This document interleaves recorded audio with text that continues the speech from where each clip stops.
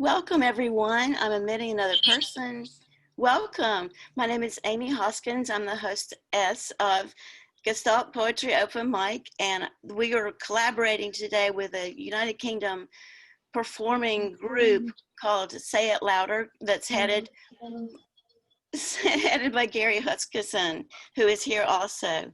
We're also co-hosting with Poetry in the Boro, Poetry in the Brew, and we're still adding people.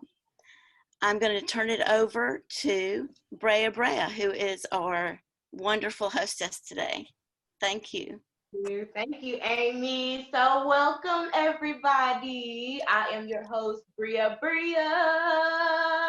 or Big Brea, or Lil Brea, or Brea for short, if you want to call me that. I'm here representing Po' Boys and Poets.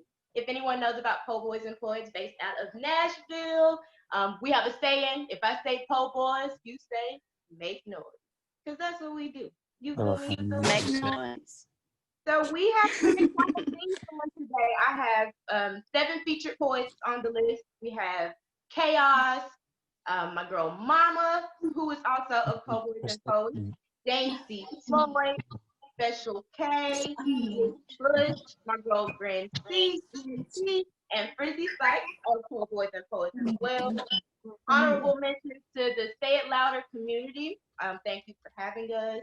Gideon's Army out of Nashville, Free State Alliance out of Nashville, Po' Boys and Poets, of course, Poetry in the Brew, and Gestalt Poetry. Special thanks to Miss Amy Hoskins and Greg for putting this show together and asking me to be your host. I am honored. Thank you, thank you. We're going to get right into the show quickly. I want to say thank you to everybody that's tuned in from across the world, across the UK. I have word that there's some people here from the UK, Australia, all across the US. I am reporting live from Memphis, Tennessee. So there's that. We're going to jump right into the show quickly, but first things first, I do want to set some ground rules. This should be a safe space. Opinions will be respected. This is going to be all-inclusive, a judgment-free zone, open, everybody should be themselves, and lastly, we should make sure that we have fun, okay? So let me start off the featured list. I'm going to do a poem. I am a spoken word artist out of Memphis, Tennessee. I've been doing spoken word for about 4 years now, which is kind of a long time, considering where I've come from. My poem that I'm going to be doing is called Young Blood. It is special to me, specifically because I wrote it during a hard time. Me and my family, we lost someone near and dear to us, to a racist vigilante here in my own neighborhood, like right down the street. So that's where I got this poem from. It's called Young Blood. I hope you like it.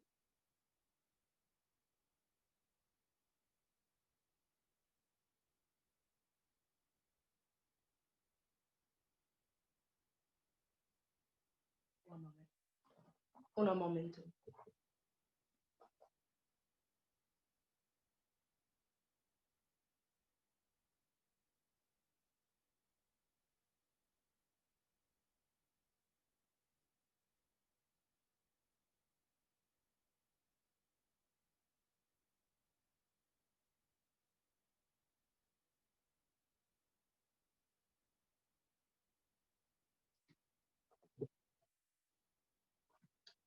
Money ain't ever that good if you have to hit a lick for it. And money ain't ever that good if you have to die trying to get rich for it. See all these young bloods selling crack, trying to be a rich boy, but they still can't make ends meet. But ain't nothing in this world free. They ask, well, how I'm supposed to make it on my own? I'm working 9 to 5, but it just be taking way too long. So he pick up a stack, like, throw some keys on that bed and give whoever that act right if they ever try to run up, like I'm gonna squeeze on that bed. Young blood is on the come up, and now he's having tough luck.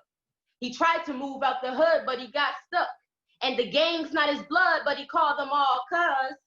All he's ever known was abandonment, abandoned houses, and his strap. And this house is not a home, this is the trap. But God's blessing all the trap hitters. I mean, that's the gospel. And he's the teacher of the word of the streets, like an apostle, like men don't wish death upon him. And like, this isn't hell. He knows the only way out is through death or through jail. And you can expect, just like sex, drugs sell. Oh, the cliches, but now it's too late. See, he was robbed and he planned to get even. And on that evening, about round 8, God wrote his last few lines and sealed his fate. That was the last page, and time's about up. He made a call like, I'm about to pull up. He's money hungry. Plus, he came to get back what was stolen on a hunt for the young blood that owed him. Young blood boiling. Young blood runneth over. Young blood desert eagle like the soldiers. See, young blood won't make it past the summer because the block's too hot. Young blood spotted. Young blood set it off. Young blood go to war like Cleo. And young blood won't stop until he's dead. Like, what's the procedure when the guns to your head? Like he ever had a chance? See, most boys in the hood won't turn into men. Stony the road we tried might come to an end. And now, young blood flows like a menstrual. His hand still cramped on the pistol. His face still black like a minstrel. His eyes rolled back like he likes it. His body lying lifeless. Young blood made a mess and he just lied in it. Said he would live by the streets, but he died in them. He stained the flag and it was thin enough to bleed through. Because who would have thought that he would ever bleed blue? Now mama has to find out about it on the news. Another young blood story for the views. But now young blood flows from the gutters to the Mississippi. That's one less menace. No more cane. Dad was in the streets, mama on cocaine. What a shame. But he never sought for help. You either brace yourself or you'll break yourself. And that was Young Blood. I hope y'all like that poem. I had a little brain fart at the beginning of it, you feel me? I was like, what are the words? Couldn't remember. But let's go ahead and get into our featured list, which I am excited about. I do know some of these poets. I have graced the stage with them many of times, which is awesome. Up first, we have KHAOS, who is a veteran in the game. I love him, love seeing him perform. Here is his bio. We have a combination of old school storytelling, a modern day griot. His material ranges from historical to autobiographical. His subjects are well documented, both in his personal journals and recorded historical data. Thus, he refers to himself as an oral historian, which he is. Let's give it up for KHAOS. What?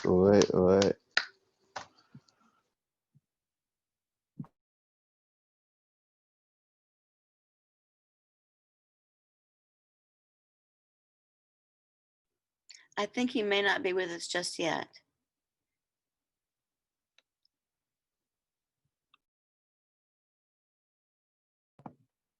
Okay, no worries, no worries. So we will go and get into our next featured artist, who is Miss Special K.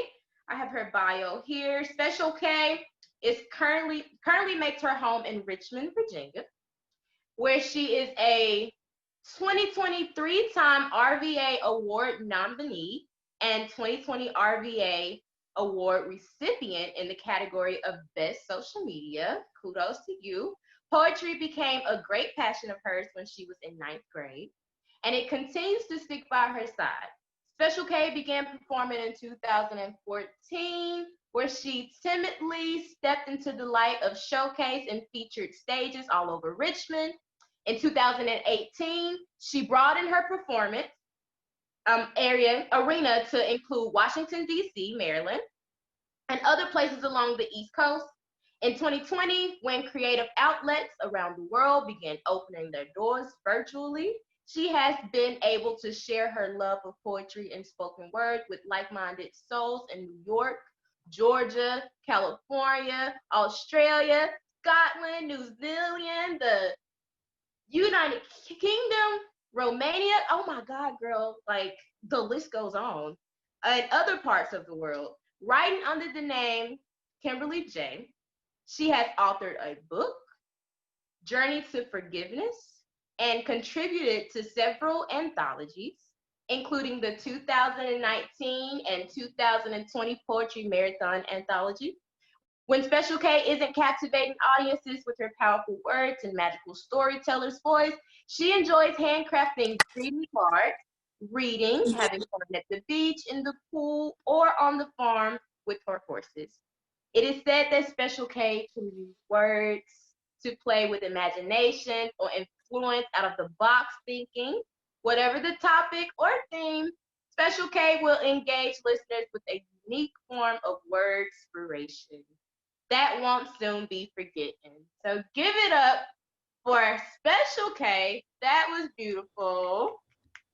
Hey, hey, hey, hey, what's up, everybody? Happy birthday! Thank you, thank you, thank you. Whew. All right, so I'm just gonna give a little preface about this piece that I'm gonna go into. It is time for a change, and as we have changed and adjusted in this new form of open mics, we have had to deal with some things that aren't nice or purty, like Zoom bombers. This is for them. Dear lady, whom I've never met before, your poetry was beautiful. It flowed from your lips exactly how I imagine ink would spill from 100-year-old wells. It made my heart swell with its forced stops and goes. Dear lady, whom I've never met before, these are all the words I wanted to give, all the things I wanted to say and type on the screen that day. But your poetry was interrupted again and again, forcing you to stop and go. Dear lady, whom I've never met before, I could see your anger rising, your cheeks becoming more and more rosy, the fire in your eyes putting on such a display that even the dimmest of dim souls would know to batten down the hatches and take cover from the anger that was moments away from erupting within.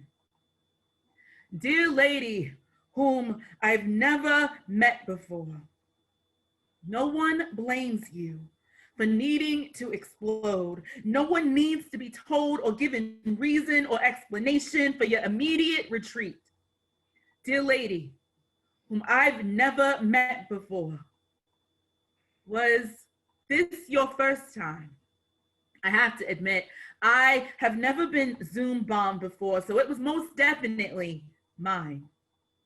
And as I heard him say, inward, inward, inward, inward, inward, inward, again and again on repeat, I sat miles away, anchored to my chair.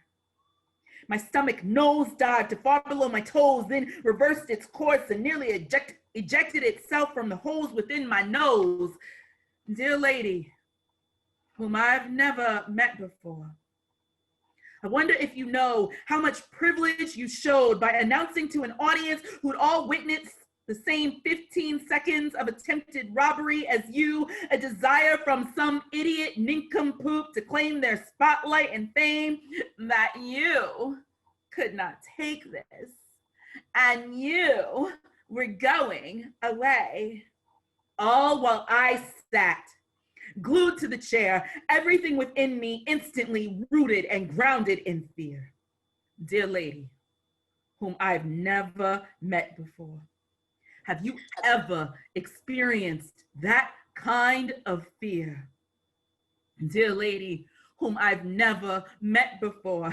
I want us to be allies. The poetry we both sing to bring us together in nothing but happy endings. Dear lady, whom I've never met before. Right now, though, I feel further away from you than even those words streamed ignorantly together to form incomplete sentences of hate. Inward, inward, inward, inward, inward, inward does what it always does, somehow able to separate. Dear lady, whom I've never met before. How can we come together when we are on the same team and you don't even know the privilege you exhibit? Dear lady, whom I've never met before, tell me, please, I beg of you to explain. How can we regain the ground and reclaim things in the name of love when you're unsure of the gift your whiteness brings? And I can't breathe, frozen under invisible knees, brought on by the words of this bomber, dear lady, whom I've never met before. Those words, they strangle me. And I know it's not your job to rescue me, but I've nowhere else to go. And it's at your feet that these gasps of air have landed in pain, dear lady, whom I've never met before. I have nothing more to say. And herein is where the problem lays. All my words that should have exploded from shotguns and cannons ablaze have only just landed flat on this page. And in the time it took for me to gather my thoughts and reassemble my brain waves, you have gone about your business with probably no memory of me, powerless to move from the confines of this chair. Dear lady, whom I've never met before, it's time to change. Thank you.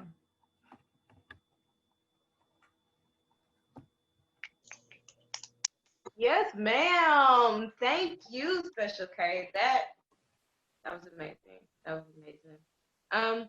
So let's get into our next featured poet, my friend Mama. If you're here, let me see your face, honey. Anybody see Mama? You're on mute, Amy. Sorry. Okay. I'm not sure that she's here with us yet. Either. Okay, that's fine. But KHAOS is here. KHAOS is finally here, so yay. Let me reread his bio, a proper introduction. I love KHAOS. Like I've said, I've graced the stage with him numerous of times, and every time I learn something, I do not go in and come back the same way because he is so informative, like he is wise. And not just because he, he has years of experience, but he is on to something. I think this is a powerful man. I think you're gonna love him. I'm gonna reread his bio. We have a combination of old school storytelling, which is true. He's a modern day griot. His material ranges from historical to autobiographical. Subjects are well documented both in his personal journals and recorded historical data. Thus, he refers to himself as an oral historian. So give it up for Mr. KHAOS.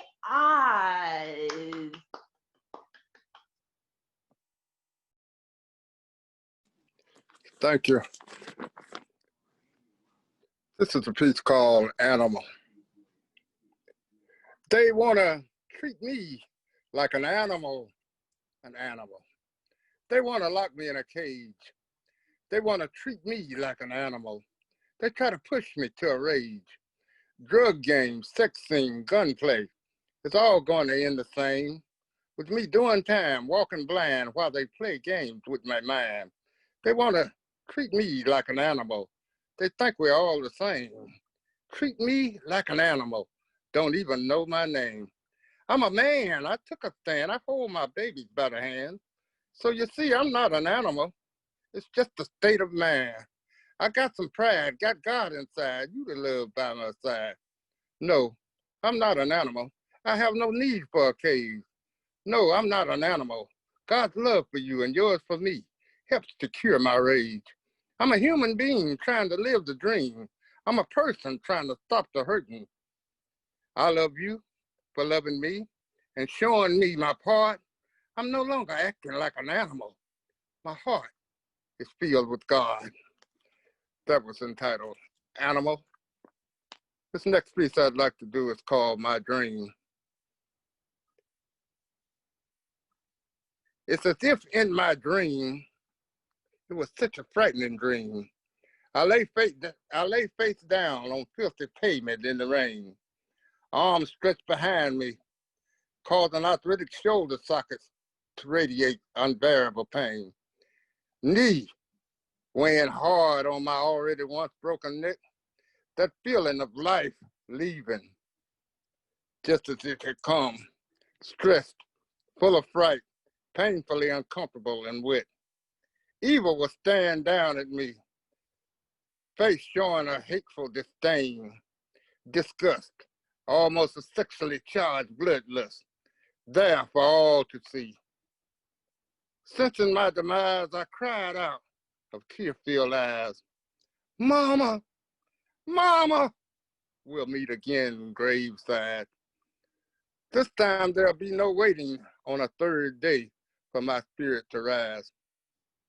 While the righteous world fights back shock and tears, the unrighteous world worry about property, loss of revenue, all the while they're losing privilege being the greatest of their fear. Why was Martin's dream so much different from mine? He traveled to the mountaintop, looked over, and yet he could not see that bigotry of supremacy would still reign, and Satan's disciple would hold morality and justice low over all these 50 years. That was entitled My Dream. My name is KHAOS. Thank you. No, thank you, KHAOS. Also, I just read in the chat that today is Special K's birthday. I hate that I missed that, but happy birthday, girlfriend. Happy birthday, Special K. Happy birthday. Okay, so we have next James C. Floyd, the poet. I'm gonna let James C. Floyd, the poet, introduce himself.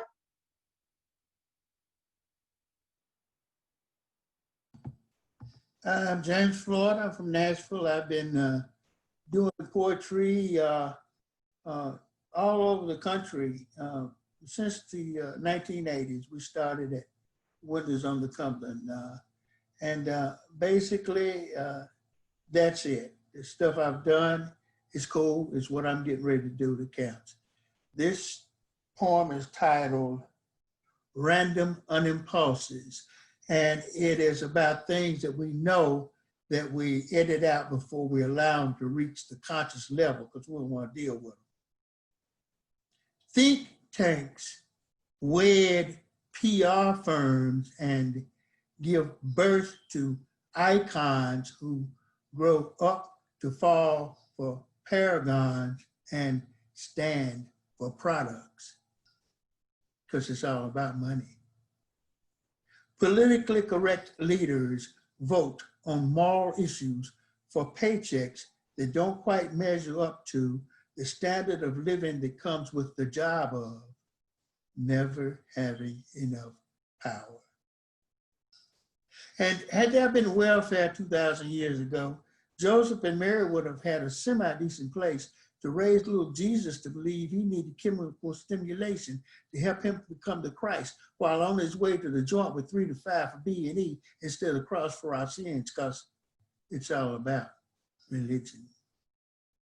And if 12-year-old virgins had rose bushes in their underwear, some old clergy virgins would have thorns in their brains, because it's all about facades. If I say this poem in public, it's going to upset a fluent apple cart, send shockwaves through Kraft syndrome, and probably piss some praise, but that's okay. I never filled out an application because being an icon don't mean nothing, no way. It's all about spirituality. Okay, I got a couple more short ones. This one is entitled The Painful Truth. Let me take a sip of water real quick.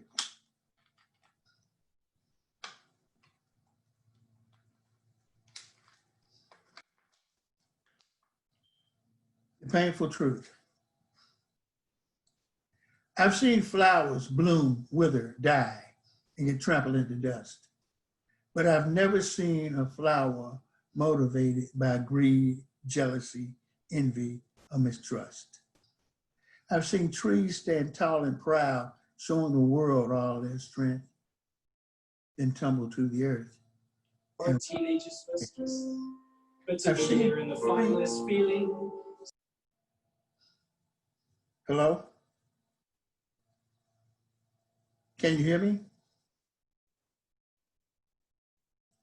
Yeah, we can hear you. We Okay. got you. I've seen a tree stand tall and proud, showing the world all its strength, then tumble to the earth and rot away at length. I've seen a tree's strength bend against the wind to protect the land, but I've never seen a tree destroy another tree just to prove it can. I've seen a rock lying on the ground, unable to move a single grain of sand, turn into a deadly weapon when held in the palm of a hand. I've seen a rabbit sunning in a meadow have to suddenly run for cover. The poor little rabbit fears just about everything except a jealous lover. I've seen a pack of hungry gray wolves cut the life of many a weaker creature short. But I've never seen those savage beasts killed needlessly or for what we would call sport. I've seen animals mate by day and be gone their separate ways by night. But there's only one species in all of nature that gets drunk, comes home, and starts a fight. I've seen the ground covered with cool glitter in winter. I've seen it covered with golden leaves in fall. And in springtime, I've seen it covered with blood for no sensible reason at all. Only one species in all of nature destroys just to destroy and gloats and boasts over senseless victories and feels a sense of joy. Oh, how perfect is this creation until you get to us. All others inspire pleasure and beauty. We inspire disgust. This last one is titled Devil's Creed.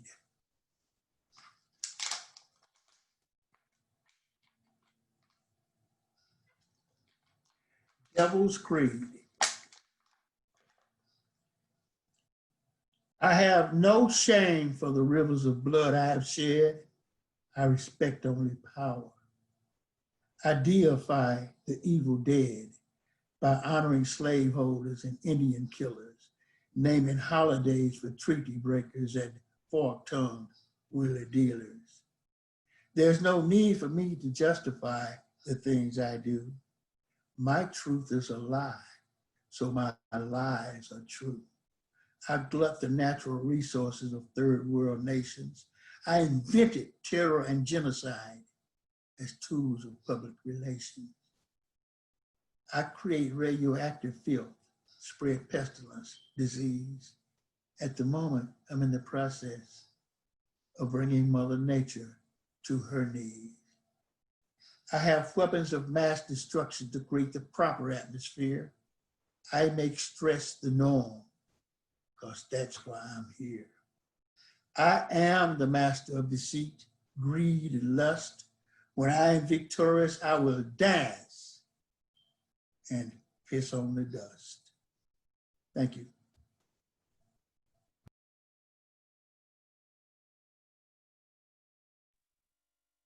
Thank you, Mr. James C. Floyd. This is going great so far. I am loving all of this. Because in the wake of COVID, I haven't been able to go to shows, and Like, I'm just so glad that y'all created this space so we can keep doing our art. This is amazing. So next, we're going to have Nick Bush, who is a featured artist today. Is Nick Bush here? I'm here. You're here, yay. So tell us about yourself. Also, I do want to keep in mind that we are showcasing all over the world. So make sure we tell everybody what time zone we are in, like what time it is there, where are you from, all that good stuff. You know? All right. Well, I'm Nick Bush. I'm out of Murfreesboro. I co-host Poetry in the Boro with Greg Lanham and Corey Wells. And I'm in the Central Time Zone, U.S. And I've been doing poetry for about 4 years now, and just really enjoying it, and glad to be doing this, and just working with everybody. So that's where I'm at right now. This first poem I'm gonna do is this was written for the 100-year anniversary for the 19th Amendment, which gave women the right to vote. So the title of this poem is Ode to Ida B. Wells. So 2020 hasn't been all bad. On May 5th, they honored Ida B. Wells with the Pulitzer given posthumously. 125 years late is better than never, I guess, but I'd have been cool with 35 years too late because she died in 1931. She could have had a year to celebrate, I guess, but it shouldn't have come down to that. She shouldn't have had to write about Tennessee lynchings and shouldn't have had to stay in New York while they burned the office where she learned her investigative journalism techniques and published the newspaper she co-founded, ironically called Free Speech. I mean, I guess it was ironic, but I'd rather talk about May 4th, 1884, 136 years before her previously mentioned posthumous Pulitzer, where she bought a first-class ticket on a train and refused to go to the back of the caravan. And this sounds familiar, damn. And you know how this ends. When she didn't give up her seat, it took the conductor plus 2 other white men to drag her off the train and back into the streets. So you know she had something to say about her right to vote. She would not stand on the sidelines while other folks spoke. She joined what would later be the NAACP and gave some pub to her own women's voting organization, the Alpha Club. And all that's cool, but her moment of truth came in 1913 when they organized a women's suffrage parade the day before Woodrow Wilson would take the stage at his inauguration.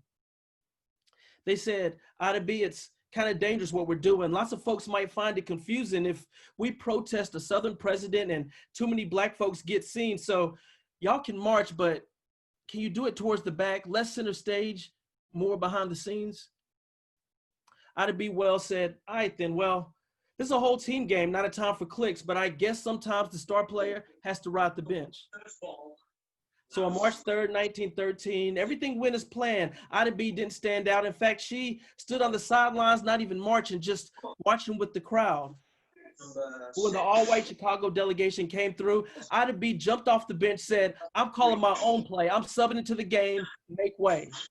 She squeezed herself between 2 white women near the front and said, stop looking shocked. You know how I play, now walk. I'm a Black man, so I'd have been well if Ida B. Wells had been content with just the 15th Amendment that gave me the right to cast the ballot, I guess, but we wouldn't have been well without the 19th that gave women the right to speak. It was still another 53 years before the Equal Rights Amendment, but that's another speech. And the main argument against women's suffrage was that the family unit would suffer and age, but Ida B smashed that because she got married, had 4 kids, and still changed the political, the journalistic, and nomenclature game. Because she also became one of the first American women to get married and still keep her last name. Thank you. And Okay. I got one more poem called Dying Sea Scrolls. I guess I wrote it about 3 years ago, and I feel like it still, has some relevance today. So,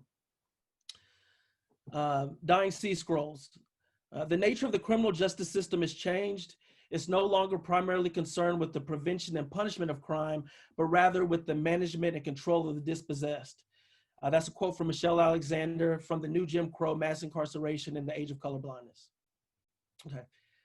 So that's like the preface to the poem. Whenever man pins and dissects his fellow man, like flies wriggling on cardboard, a little part of the scroll upon which human history is written unravels, but not so it can be read. Its edges fray, going the way of Alexandria's library. First paper tears, then ink vanishes, as if that's part of the page that never existed, but the space is there, a hole in a sea of words. Like holding a phone with a dying battery in one hand, a charger in the other, misreading its red bar and tossing it in the trash. What are you gonna do with the charger? Place it on this empty bookshelf, I guess. We should write a letter in one of our many dying languages to future people and place it safely in a time capsule, then throw away the key. And the letter should say, here's to our great enemy, ourselves. Love ourselves. Right, thank you.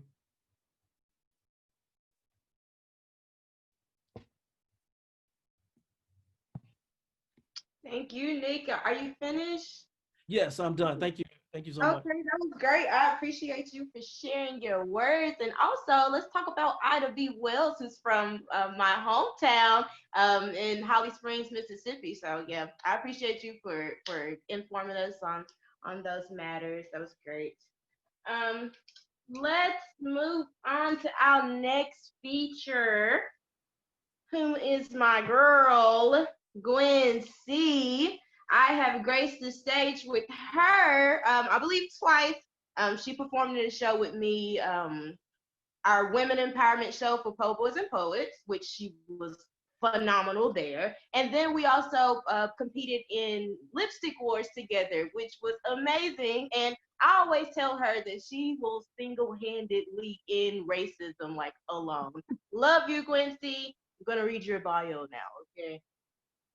So Gwen Pierce, aka Gwen Cee, is a Kentucky-born, Texas-raised, Third Coast-made poet, a wife, a mother, HR leader, spoken word artist, 7-time author, activist, and mayor-appointed commissioner, currently serving on the Louisville Metro Human Relations Commission.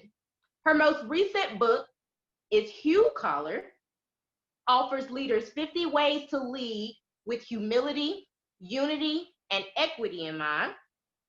She is the creator of See the Word, a moment to combat the police killings of unarmed Black men, women, and children by reminding everyone to see the worth in every person they meet and in every situation they encounter, to value the person, to value the situation, to work to remove bias and hatred, and to embrace and be inclusive of each person, regardless of race, gender, age, personal differences, or preferences, etc. See the Worth is your way to make the world better each day. Please download the song. I see you with the promotion. Please download the song for free from CD Baby and use it to combat unnecessary violence and killings of unarmed individuals. She's been featured in the surrounding region, hosted monthly events across Kentucky to promote the art of poetry, gone on to win a few slams in Kentucky and Ohio, and created a community writing workshop, The Seed. In 2019, she created Artsy, a 4-day mini poetry fest in Louisville, Kentucky, which included a Poets versus Players basketball game and the first ever $500 Plant the Seed Poetry Slam. I am proud to present Miss Gwen Cee. Hi. You made me feel. Thank you for that. I appreciate you. Hey, is my audio good? Is my audio good, Brea? Yeah, you're good. I can hear you, girlfriend. Okay, perfect. I just want to make sure. So, because I love you so much and I appreciate you all having me on this event, I'm going to let you choose. Do you want a classic piece or a new piece? Let's go with classic. All right. Yeah. All right. They say my youngest will be the one who breaks my heart, dear street. You don't know how we beat. No, just no. Maybe because that county I love they dad through the glass. Black eyes swollen, I viewed the mass courtesy of white dudes, not men. It was hard on me, but it could have only been more hard on him. But even harder on her, being that was the day I met moms, proclaiming, I'm gonna wait for him, which made her question me, my sensibility, my self-love, shit, my ability to make simple life decisions, because she was a queen. How could she envision me as anything or expect that I was ever gonna be? Much less be what's best for him, her son? When we met at visitation, and really, I wasn't shit at the time. I ain't even have money beyond a few dollars to put on his books. But y'all know how that kind of love looks. You'll give up your last damn dime. Swear up and down they did no crime. He's serving, but she doing a time? Blind, on cloud nine, living in an illusion of future relationship heaven. Be on page 27 of jail letter number 667 in 2 years' time. But moms, she was the Black queen. I was smart, though I didn't speak it. At our first encounter, my soul was screaming. Black woman, folk want your rhythm, but not your blues. Your hue, as long as it's deaf, they can choose. To preach, but not sit next to you in them pews. To place your sons behind bars for untruths. Assign court-appointed attorneys whose philanthropy is their 5-year plan of defending the public to see their student loans reduced. They're supposed to find answers. Instead, they see a son as a financer, avoiding paying their dues because they don't see value in rights they never had abused. They'll greet you at Last Supper, share cooking, but refuse to offer salt to heal wounds like gentrification, discrimination, uniformed assassinations. They'll take a bite and chew just so they can deny the taste of damn near annihilation. Our divine priority is to walk with Jesus. Yet for 20, 40, maybe 80 years before then, we spent time creating an unfair race for other races. And fast forward 24 years since the day I met moms, in a country with visible pipelines from schools to prison systems, like hard cash fucking soft justice, no subliminals, yet all that seems minimal, because they out here killing Black folk like they criminal. Melanin isn't arsenal. Pop, pop, this mouthpiece bead, try to run me, my pen's not on E, I got 8 miles. Put you in park, since you love remaining neutral. Bust to you, my poems coming like trailers to your favorite films, now you locked in, not letting you ease, budge, or breathe, trapped like white rice in a pressure cooker, aggression, until you recipe the cure for oppression. These poems will end when America's evil redundancies do, or when we let the steam out, AKA the revolution, and it will not be social mediaized. Rest in peace, Timmy Rice. That's that piece, Brea. That's what I'm talking about. Thank you, my love. Yes, Thank put it in a pressure cooker. Like, I love that. Like, bars. I love it. you. Thank you. I Yes. appreciate that. And I want to shout out to one of the previous poets. I love that line that we ain't never seen a tree destroy another tree. That was dope. Do you have another piece to give us? I can do another piece. Sure, absolutely. This is a really new piece. And you know, I wrote this, went through a poetry workshop during National Poetry Month this year, and was super inspired. So this piece is I predict some more shit. I predict not all my ancestors were racist. Either way, I am not their voice nor their thoughts. I be not they. I be not they. I predict lies, audacity to claim truth, make stories better. So does color, purple passion. When red and blue sides of politics finally mesh and make sense, that's power for the people. Golden years, those who raised us mustn't be taken for granted. Ensuring they're cared for instead of taking advantage of is our superpower. Be king. Little Black boys and Black girls will be able to join hands with little white girls and white boys, or Black men and Black women will be able to join hands with white men and white women without others or social media's opinions, as in ignorance. Red tape be destroyed. White murderers, even if uniform blue, get convicted and sentenced, and then Black lives finally do matter. Respect what I say, regardless of my complexion, I've earned it. Me nor my work are green, it's my logo because it's my favorite. Been planting seeds for a dirty 30, I did 3 dimes, silver. Sometimes I get too down in the weeds, but you ain't got to worry about keeping your grass cut low with me. I don't hiss. I predict I will kill you with ink because what I write rattles. Jars people from comfort, now they can't stand me. Not knowing I bring the table to offer them a damn seat. I predict someone who remembers my poems, loves the soul inside I, which wasn't intended to be mine. I predict plague isn't the disease, it's people refusing to fight it. Instead, for their precious freedoms like dining out and haircuts, they riot. We be better when we give into and learn from our demons. I predict thieves need it more than I, you, or we combined. I predict Black patients get treated, but different. I predict like dried canal, poetry can take us to nowhere and not bring us back. Birth doesn't matter, neither does death, but my 3 biracial sons and all who look like them matter from birth to death, even when folk try to make them feel like they don't. I predict Nike made billions off Black athletes, but I'm thankful they paid Cap after he needs, because more role model activists is what the world needs, heroes and sheroes. I predict time is non-existent. Old white male poets who I don't know probably paved the way for me, yet what I spit, they might consider me spitting on their graves. I predict in this world, New York can be the most influential place. I predict depression keeps me thriving. Some folk love what I write, but hate it because I'm white. For some, this poem need be read between the lines. I predict I'm gonna keep my art official, even when some wish it's artificial. Some only wanna see the work and let us grow a little, then try to mold the roots, limbs, and leaves of Gwen Cee poetry, but I'm a not always self-propelled machine. So negative energy moves me, and my pen be blade, self-powered, sharp, yet leaks bold like torch fire ink. I need no still or approval. Cool. Keep judging and classifying me. Tatted since age 19, and until I'm ash, I'll be branded G. That's that piece. Yeah. I be not they. I be not they. Girl, I love you forever. I love you back. I do. Thank I love you you back. so I'm excited to much. be here. Yes. I appreciate you letting me do both of those pieces. I appreciate the time for that. All right, so let's move on. Thank you, Gwen Cee. I have next my other girl, Mama, because she just joined us.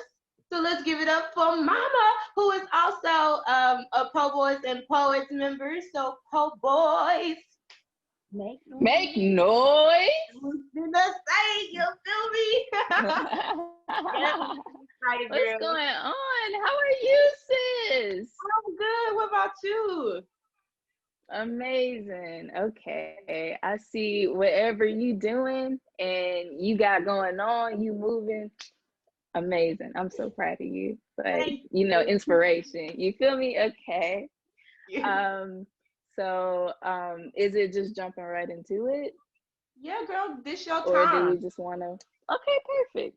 So I saw Frizzy was on here, and I may have to call him out real quick for this piece if he down for it. What's up, Frizzy? We can't hear you. Mama. Cool.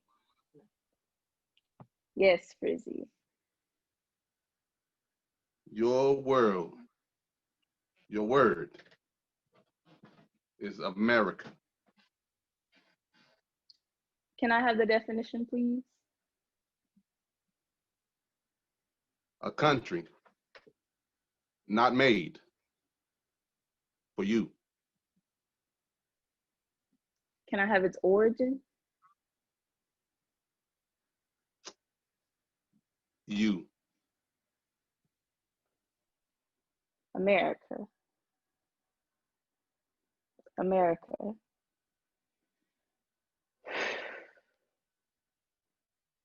AMERIKA,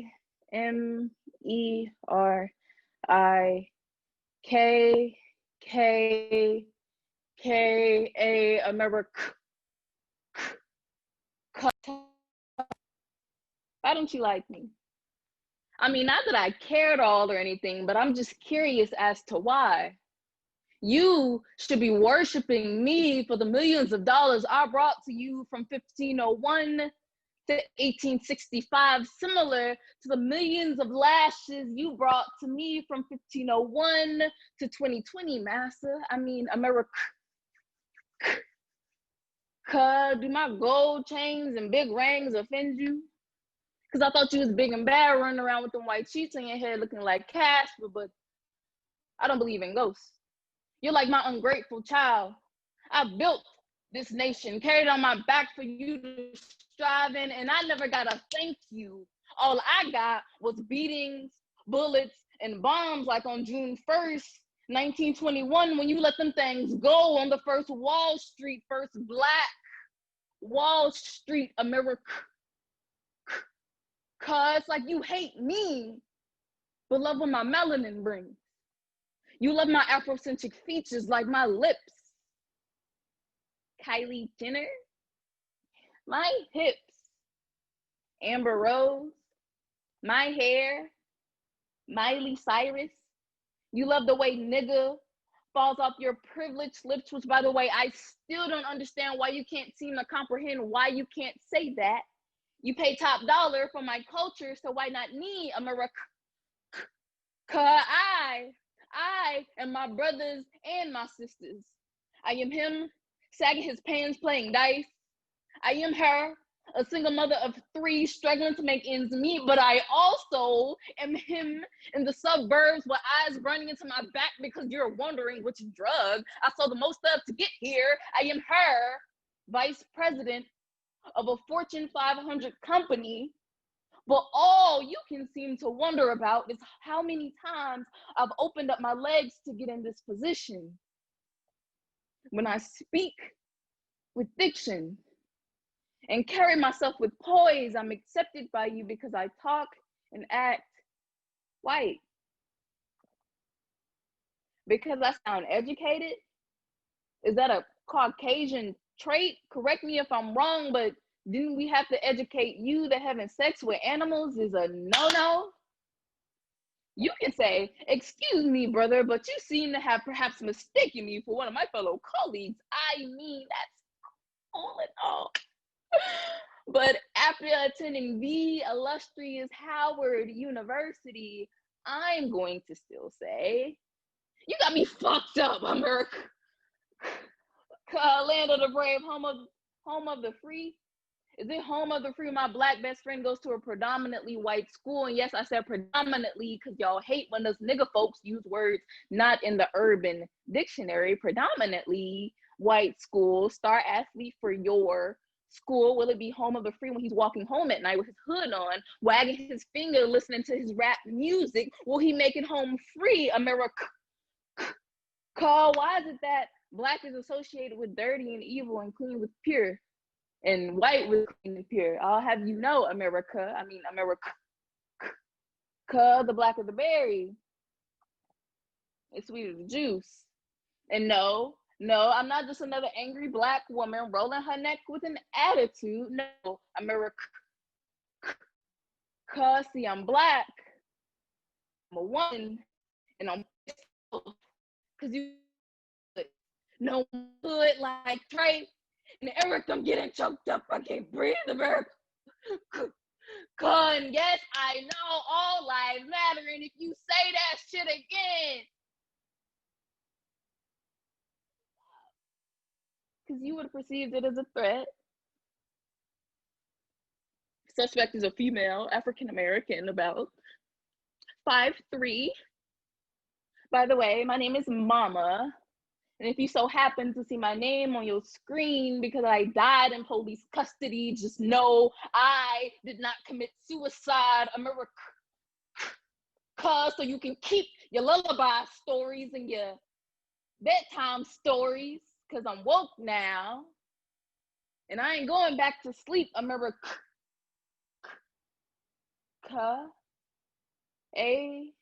AMERIKKA.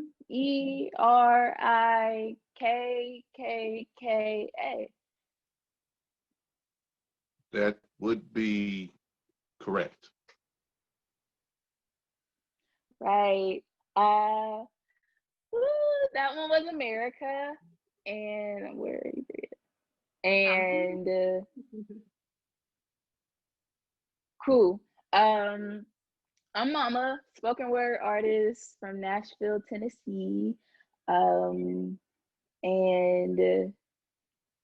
yeah, I've been doing this for some time now. I'm really a creative. I love to create anything. So I'm not gonna just like label myself to a spoken word artist, but poetry is a passion of mine. So yeah, if you wanna check me out, my Instagram is for mama, FORMAMA _. Just keep up with what I'm doing around the city.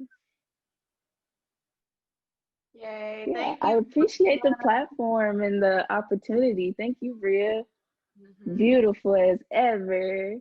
Gives me chills every single time. Shout out to you and Frizzy. Like the first time I ever heard that song, I was like, who is this girl? Like, amazing. Like to see you thrive in your artistry. It's just beautiful. I love to Thank see it. you. And shout out to Frizzy. Yeah. Mhm. Shout out to Po Boys and Poets. Like I really put him on the spot. So I appreciate you for being prepared. That's what I'm talking about, poet. And shout out to Po Boys and Poets. October 16th, we are having a National Poetry Day Fest. And if you want to check it, I don't know if you already did the plug-in, but at PBNP Nash. Appreciate that, girl, because I be forgetting. Also, our book is coming Our out. book is coming out. Yeah. Yeah. We I got are you. among the featured artists in the book, so make sure you comment when it drops. Feel me? Yes. Give one of us for a discount code. And, you know, Exactly. yeah, All right. appreciate it so much. You're welcome. See ya. Let's move on to our last feature, last but not least, who is also a fellow Po Boys and Poets member. And fun fact, Frizzy gave me the name Brea because I was trying to figure out why does this man keep calling me Brea. But I was like, you know what? I'm wrong with this. This is good. This is good for me. I like that. So shout out to you, Frizzy, for putting me on because you've led the way in poetry in Nashville. So I appreciate you for everything you've done. And this is your time to shine, brethren.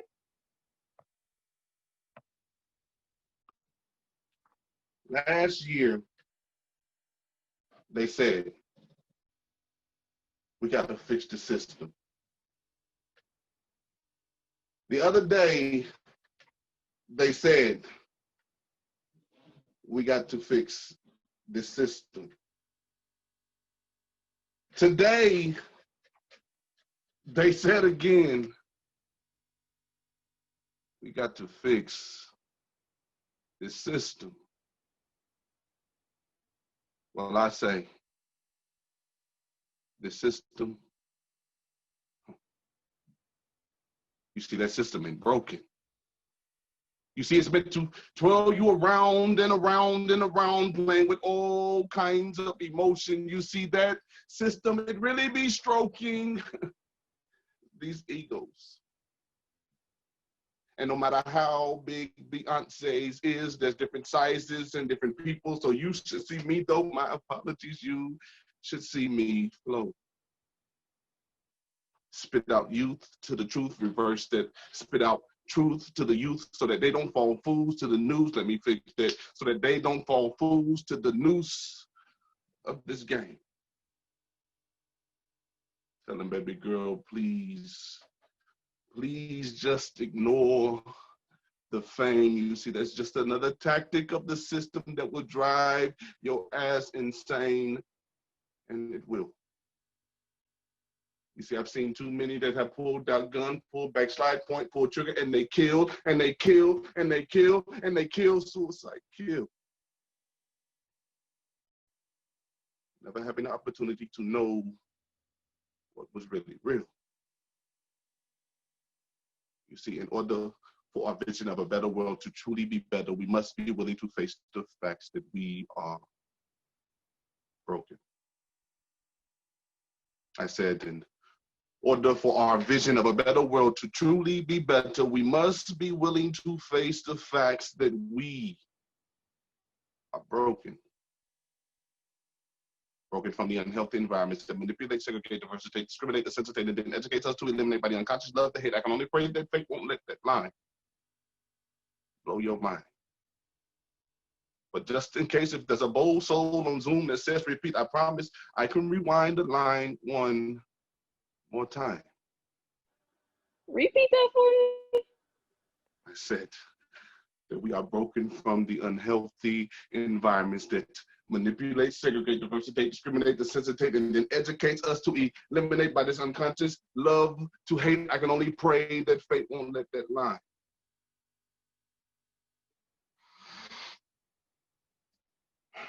Blow your mind. Now, if you missed it that time, don't panic. I promise I'll put it on MP3 format just so that you can hit rewind. You see, we've been broken so long that it's become our normality. And I'm out here struggling so hard to get the blind to see this actuality, but they can't. Because of this instilled fear, we'll close our eyes scared to death to face that reality. You see, we've been broken with time. So broken that I can never find enough of it to ease my mind. You see, these things are happening so fast that I only wish that I could press pause or even better, Lord, allow me to rewind. There's so many things left unsaid that still I just want to say. Some more time that I need just so that I can go outside and play. And Lord, since it is you that is all knowing and I really wouldn't have it any other way, I'd like to ask for a little bit more time upon me visiting my very last days. And I only ask of it because I know there are so many souls out here longing to be saved. So many trapped living in this world, stuck in the mentality of a slave, you see. Broken.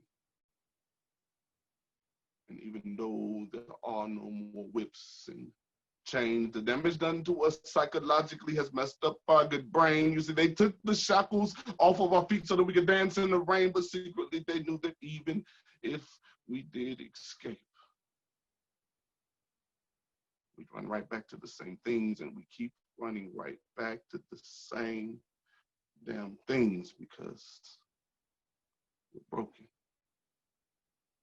And when I seen it, my internal soul started to hurt down on the inside. And next came those physical effects. You see, tears started to form. I lay in bed at night and cry, and time would no longer work with me. There was no more time for me to keep sitting around asking why. You see, there's a movement that I have that has to start now. Or else with me, my dreams will soon die. Broken. Y'all, I'm your boy Frank, aka Frizzy spoken word artist, right here in the United States of Tennessee, living and residing in Columbia, right south of Nashville, Tennessee, doing a lot of things in the poetry world, spoken word, definitely part of that po' boy, make noise, click, and doing many, many other things with, of course, the Frizzy Productions and marketing and so on and so forth. But definitely great and glad to be here. Happy birthday to Special K. Good seeing you, Brea. Brea, Mama, my guy KHAOS, Amy, thank you, Greg, all of y'all. I'm ready. We gotta get this discussion going, get this talk happening. I'm gonna be quiet so we can get going, y'all. Y'all be blessed. We'll appreciate that, Frizzy, for opening up the discussion. We might as well jump right into it. You feel me? And that was a great little poem, a segue to maneuver us into it, because that's what we're going to be talking about. A broken system. We're going to be talking about the Black community specifically and what's going on, especially in the wake of the George Floyd case, the Breonna Taylor's case, and everything that's going on currently in current news. So let's just get right into it. So specifically, I want to start talking about police violence. And I want us to keep in mind how the police force came about, like post the antebellum or during the antebellum, like the Fugitive Slave Act, then into lynching, and then into the wake of police violence since post Civil Rights Act. So I want to ask to our panel, everyone that just performed, what do you think the police's agenda is? And let's keep those things in mind, like how it was created in the beginning of time. Let's keep that in mind to answer this question. Brea, can I have just a quick word? Brea, can I extend the discussion? Can you hear me, Brea? Yes. Yeah. Yeah, can we extend this because we've got roughly quite a lot of people in the UK, and so just give you up to date on the police issues in the UK. They're not so different. Is that in the past you probably hear from someone like Quinton and whatever. We have a problem with knife crime, but we also have a problem with stop and search, and though we don't have the use of guns in the same way, UK has exactly the same issues. So I thought just want to, so everyone feels part of the conversation. Absolutely. So this is a broad question. So what do you think the police's agenda is across the board, across countries? I think it's important to talk about specifically for Black lives because currently we have Nigeria who's protesting in the streets today over, I'm not familiar on the case, but I do know that it is specific to police violence in Nigeria. So that's why I asked this question, if anyone wanted to chime in on it. Yeah, can I say something? So I believe there's not one answer to this question. I believe it's based around systematic control and segregation of classes and cultures in order to keep a balance. Now, it's not a balance that we understand, it's a balance that is within a blueprint. And so what it allows is that it allows for us to be placed into pockets that are easily manageable for them, right? When I mean them, I mean the system, however you want to word it. So from the time we're put into these little pockets and these little factors, it boxes us in. And the boxes only get deeper when you realize that every form that you fill in, you gotta place yourself in a category. So like I would be classified as Black British when I'm not really, So it allows the system to keep us reined in, It like I think it was the last poet that performed. He talked about the nooses on our neck. It allows the noose to get tighter, because if we slip through the nooses now, then it just means that the system becomes fragile, and if the system becomes fragile, the control is then pushed across to the 99% instead of the 1%. And if the control is pushed towards the 99%, then what happens is that you will start to get more of an uprising than you've ever seen before in your life. And if that happens, or when that happens, you'll start to see a system that has given so little but taken so much. And it will be a case of us taking it back from them. And they don't want that. So yeah, that's what I have to say. Exactly. So anyone else wanted to? I wanted to jump in and kind of talk on that too. First, the police are or were designed to serve and protect, but they were not designed to serve and protect me or people who look like me. That system was set up to capture my ancestors who had run away. They were fugitives. So the police system started off as like, not, oh, we're going to go get the bad guys, but oh, we're going to go get the fugitives. And then, in the West, the, oh gosh, I just lost the word, but in the, like, bounty hunters, that's what they were. So I don't think that it's so much that that we're seeing all of this, the killings and everything come from the police, and we're like, oh, they're doing wrong. No, they're not. They are doing exactly what they were set up to do. So I don't think it's a thing of should we like what is the police's job? I think it's more of a thing of we need to restructure their job because they are doing the job that they were designed to do. So that's my 2 cents. Absolutely, absolutely. And then that really brings me to the next question that I want to ask, because all too often when we have these cases that go viral, you would say, with police brutality, police murders, and all that good jazz, they'll oftentimes say that the cops are afraid. And I guess this is a two-parted question. I want to know, what do you think they are afraid of? Like, what did Black people do, like, exactly? And then I want to know, what do we think will be effective to combat against their violence? You know what I mean? If anybody wanted to chime in. Fear of Black people is promoted. It's marketed like tennis shoes or anything else. Fear of Black people is marketed. Uh, and anytime you hear anything about or see anything about Black people, it's usually negative. And we even fall for the okie doke.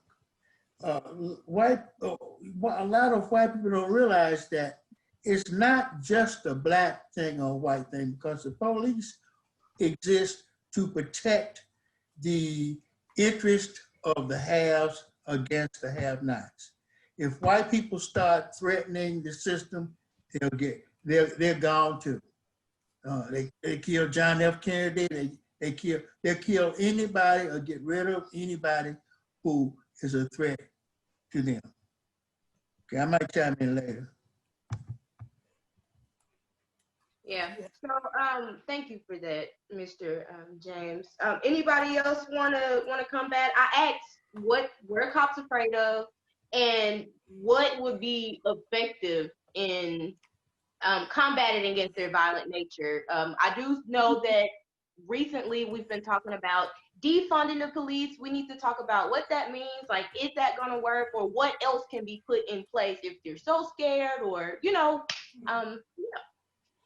I don't All right, think defunding the police is like a good or a bad thing. I think that when we talk about certain matters, I find that after a few days, finances seem to get involved because the world and the system talks money, right? Whereas people on like myself and everybody on this platform, we speak for the people, we don't speak for the money.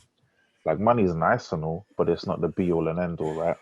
So defunding the police isn't a good or a bad thing. I think what we need to do is we need to unlearn to relearn.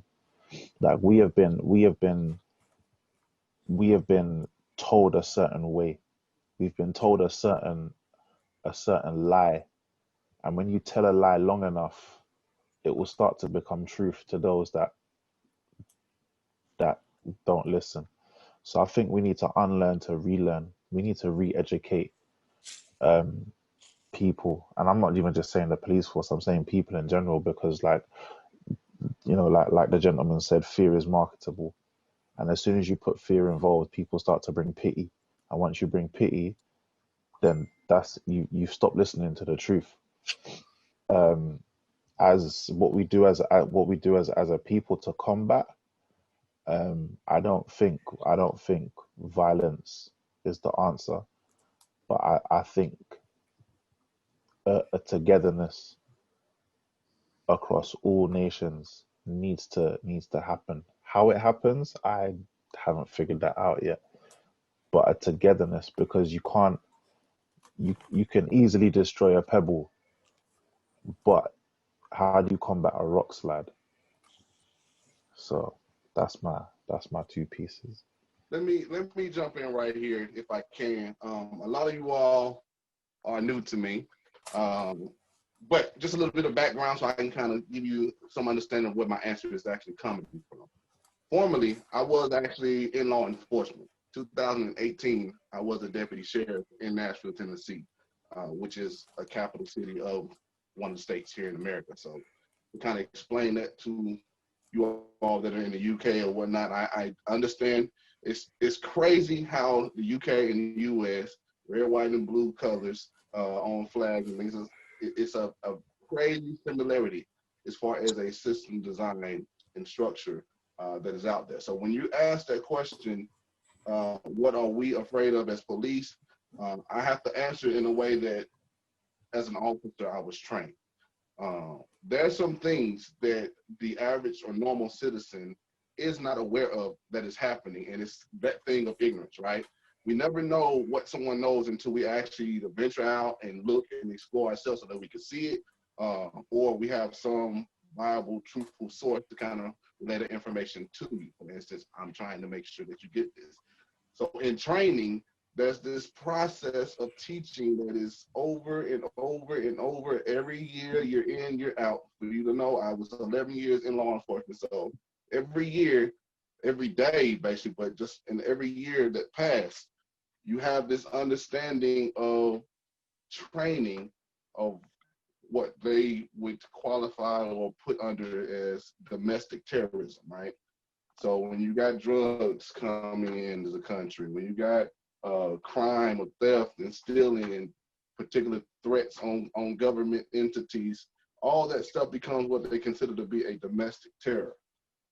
So they teach and they train officers to be on guard or on edge for whatever reason to deal with those things. And it's literally after you've done it so long, and it doesn't take long. A lot of these officers, if you pay attention, 3 years, 4 years, they're on a job and some stuff like this actually happens. It's not an officer that's been there forever and forever most of the time. It's usually a younger, more youthful officer that's quicker to believe what they've been told and what they've been trained.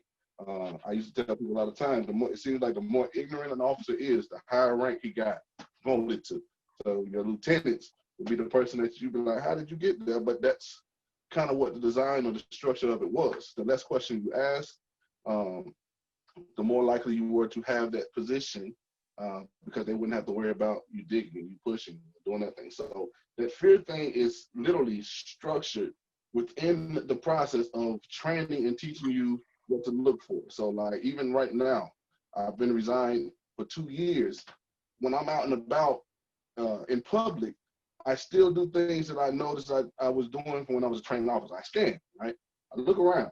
I check my surroundings. I make sure things are looking like they should be normal, which from a normal citizen, you know, that's not a thing that you're taught or trained so much that you probably just walk out, get out of the car, walk into the store, and you don't do those type of things. If I go to a store, I didn't scan that whole little thing. So if I know somebody come behind the building over there or look like they standing behind the building, if it don't look right, I'm a question it. But that's all things that are literally taught and trained while you're that officer to kind of be on guard about. So when it comes to that fear thing, it is definitely marketed and it is definitely trained so that officers, while you're being trained, it is what you're supposed to do to protect. And I heard my lady say, Special K say earlier, protect the citizen. But the thing that she said was true was the protection of the person is not the person that you're thinking about. Usually these laws and all of this stuff that are actually impacted are usually the people that are of wealth. They have money, they have status, so they needed to basically set up this process to keep things safe for them. Now, to kind of go on, because I don't want to get too long-winded, I do want other people to talk. What do I feel that we could do as a people to kind of combat that? Well, it's not war. I'm gonna tell you right now, the more you push against anything, the harder it's gonna be. It's gonna exude the same force that you're pushing actually against it.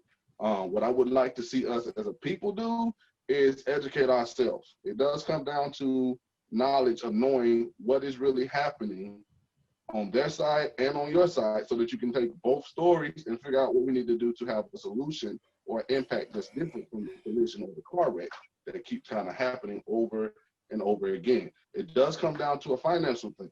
I know some people say don't defund them, defund them. The craziest thing is while I was there, the only thing that they seem to respond to is loss of finance, loss of money. Anytime that someone did something stupid and they got sued, that's when they started getting butt sore. So we are, and I will say, financially impacting them is a way to make them pay attention and listen to make a change. I'm gonna jump off, let somebody else go, and I might jump back in. I appreciate that, Frizzy. Especially from your point of view, we do need. Okay, but we definitely do need your insight because we're on the outside looking in, of course. I'm gonna skip over a few of my questions for time's sake. I do want to ask, what are we teaching our community, our children, anybody in the Black community? Like, what are we teaching them? Like, is it enough for us to know our rights? Like, what are some things that we have in place to stay above systemic racism? Specifically, I'm asking these questions because I want Mr. KHAOS to chime in and talk about what's going on in Nashville with Gideon's Army, and then I want to talk about Safe State Alliance. So let's talk about what we have in place to stay above systemic racism, and is it enough to know our rights? Those are my questions. All right, my name is KHAOS, and I'm a board member of Gideon's Army, which is a grassroots organization in North Nashville. We have been, for the last 4 or 5 years, instrumental in fighting the criminal justice system about systemic racism and about the prison, the school-to-prison pipeline. We have instigated into those, we have inserted into those neighborhoods a group called Violence Interrupters. These are people who are specifically trained to go into neighborhoods and try to defuse situations that are causing gun violence and things of that nature. Being from the Jim Crow area and having grown up through all of this kind of oppression, I myself have been instrumental in civil rights activism from the civil rights sit-in movement in Nashville, Tennessee, up until today with my participation with Gideon's Army. We, since the tornado of March 3rd, 2020, we have been real active in North Nashville with helping people restore living conditions. We've helped people find housing. We've helped people get fed. We help people who have been impacted with unemployment by the pandemic. And we have worked toward restoring some normalcy in that area. So as far as what Frizzy said, I think one of the best things we can do as a race of people is educate ourselves as to how the system really works, as to why the police are acting the way they're acting. Frizzy didn't explain, there is a thing within the police department called applied immunity, which means that the police are not afraid of killing people because they know that they have immunity, and they know that very seldom are police prosecuted for murdering someone.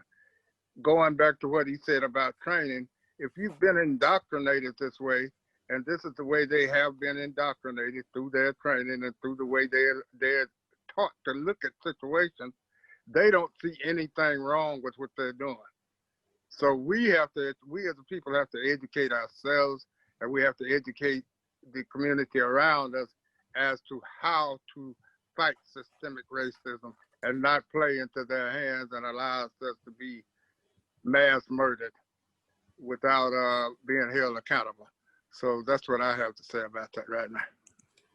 We needed that information. Right, can I just say, we here in UK people, there's an author amongst us called Alison Davis, and you say what the young people are, what we're learning them, we are indoctrinating them with fear. We indoctrinate them with mistrust. I'm looking for, I'm randomly opening this piece, Alison, she interviewed the Black and Asian community in our city. Open it randomly and see what they say. Basically, I don't trust the government. So as misleader trust by leaders. The media is a reason for violent extremist groups. These are what young people are saying. And I'm just picking a page up random. Discrimination, this is from a white British, it means you have prejudgments and distrust from elders and from the communities. And what this is saying is that lots of different things, but young people are saying they're not racist, they're not just thinking until it's indoctrinated from the media. They say it should be the teachers, but the teachers are following the same thing. There's lots of messages in there. So if anybody would like to see what the people of suburban England, UK are saying, with 40 miles from Cambridge, 90 miles from London, please get in touch with myself or Alison Davis. We will be having a launch of this, but it gives us a clue what young people are saying from, I think Alison helped me out, was it 13 different nationalities? Need to be off mute, Alison. That's it. Altogether there were probably 50 different nationalities. This is and a bit about my hometown. Even though at the moment I feel very let down by it, is that whenever there's a race talk in England, whenever it's at extreme talks, the cameras get to Peterborough and a certain place in Peterborough in double quick time. You know, I think we were the most at risk, one of the most at risk cities of racism in the country, compared to London. If you take London and Bristol out of the equation, and so this is what our young people. This is the reason why I'm here saying it louder. Thank you, Brea. Thank you, Alison.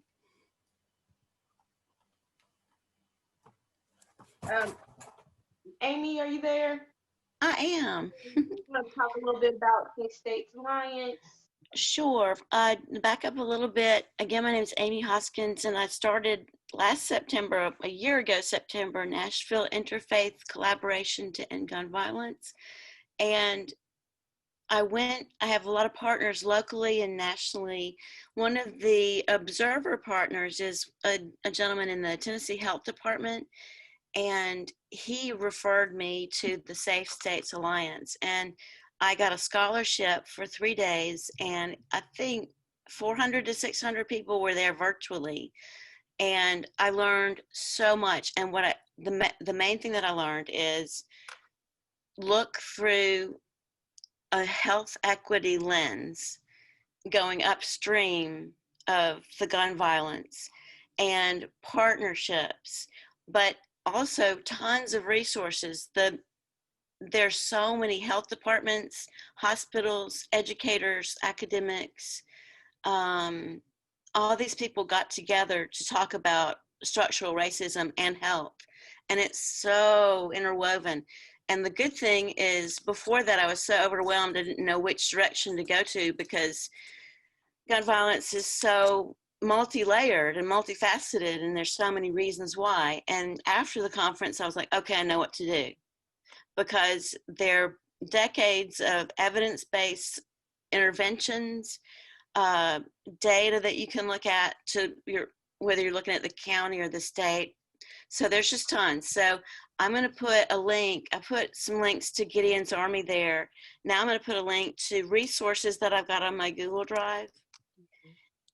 And one of those is, two of those actually, Cities United. They're up in the Midwest, I believe. I should know that. But one to look at is a strategic resource for mayors on disrupting community violence and preventing homicides. The other one, interventions for reducing violence and its consequences for young Black males in America. So rather than reinvent the wheel, kind of get in this other community that's riding the movement that we are seeing with data. And what they do, it was a fairly simple model. It's like, who are your partners? What is your baseline for data? What are your objectives? And what are your outcomes? And we're trying to work with Gideon's Army. There's another group that has about 8 organizations under one roof, doing everything from after school care to drug drug treatment, homelessness, all these things under one roof. And they're going to start working with us too. So definitely I can share anything that I've got, but I can't read all this by myself. There's a ton. So if any of that looks interesting to you, just dive in. It's as Frizzy said, as others have said, we have to educate ourselves, and there's so many good people working on this. That's the good news. Okay, perfect. I think we are right on time to go on break. So make sure y'all check out those links that Miss Amy talked about. She's gonna post those. I'm also gonna post our app for Po Boys and Poets because we have an event that's coming up as well. This is proof that Pan-Africanism is a thing because people across nations, Black people specifically, we really do share common interests and common and faults, like things that are going on in the community. Like we share those same what am I trying to say? You don't know what I'm trying to say. Everybody is connected. Like I love my Black people across the world. This is the perfect time to just go on break because I don't know what I'm talking about right now. Okay. I have to readjust my camera and my mic and all that good jazz. I guess we're gonna get back into the open mic, which is great. Hopefully we have some time to add some more people to the list later. I do want to remind you of our safe rules. Everyone's opinions will be respected. This is all inclusive. Judgment-free zone. Everyone should be able to be open, be themselves, and we're going to have fun. Where's my open mic list? Okay, so we're going to start with Mr. Noah Levin. I want you to introduce yourself, tell us what time zone you're in, and have at it. Oh man, I was in the other room. I thought we still had a minute of break. So I'm in, excuse me, I'm breathless running in here hearing my name. I'm in New York City. So it's presently 5:35 p.m. here. So let's start this off. It's about 90% done. I literally finished this about 30 seconds before this reading. Bus ride into hatred's heart, bringing love in a travel bag. Violent welcome over bridge with Billy clubbed ahead. So many decades past, yet life has become more tolerable and completely less tolerable to many who happen to wear the wrong skin tone. I try to set my feet as I look into my friend's eyes, and I wish I could not fathom unearned pain. Personal experience at the end of a family photo album says, aunt killed in Auschwitz. 80% of family wiped out in the name of national pride. We were the enemy to blame. A history lesson perhaps, but personal pain to relatives I know and love. Their story. At whose sake does history spill its venom, giving scapegoat magic key to downtrodden and those who want to feel power? Listen to those whispers from Big Brother's megaphone saying to trust no one you don't know. Injustice is a dirty secret out in the open again. Generational turmoil. Fight for equality. I see nativity in the next generation who knows no hatred yet. What ideas do you want to paint onto that canvas? Construct a wall or open a fist? Leave open palm prints etching in rock.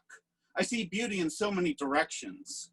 Peoples and places and cultures, family life and time for friends and romance and quiet times too. A life worth living.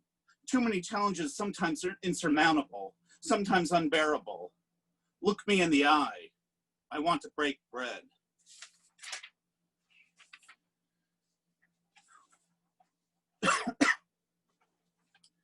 And so the second piece, sorry you all, I'm a little out of breath. A couple of folks know this. I actually had COVID pretty bad months and months and months and months ago, but I still suffer from it. So believe it or not, running into the room really has me out of breath. This other new piece, I wrote this yesterday. This is, and again, I wrote both these pieces for today. This is called Ununited State. Decayed soil ripples under serpent tongue current. History books tried to fertilize land, but plague took hold from leaders' mouth, and radio broadcast parroted messages to followers sitting in living rooms wanting to just pay bills and live life like you and I. Snake oil structure system collapse. Friend at throat of friend. Follow Pied Piper into the abyss, no longer hearing or wanting to know. Hatred divides while powerful reap on investment of your fears. Saying every life matters while they do, but should never be an excuse to steal the rights of Black lives or marginalized. Change the laws and steal basic humanity on gender. Stare into the eyes of chaos and vote for your chosen propaganda. Drink that swill and swallow. I saw the doctor today, and she said I had a disease of mind reading too much online. Decayed thought, paralyzed independence. Read Tolstoy and call me in the morning. Nexus node, letter carrier slog through current turmoil. Where's my mail? Lost to political machinations and greed subservient pledges of unholy dollars, rip infrastructure and white-knuckled power mad refuses to lose control. Watch it come tumbling down while toasting our very thoughts with fealty pledged to talking heads who promise a better future and suck soul tears of dreams of future and happiness. Safety is a bargaining chip of those to gain. Live life in fear. Over the horizon, the illusionary enemy allows flank attack of those that pull the strings. It's not that hard. Promises of food on the table, a hard day's work offered, and health of family. Freedom to live for you and I. Enemy holds cudgel overhead and protects power treasured hoard. Swear loyalty and smile while rights are ripped asunder in exchange for hollowed promises. Checkmate, you lose. Swallowed by a two-party delirium George Washington said would devour our country whole. I love you all. Thank you.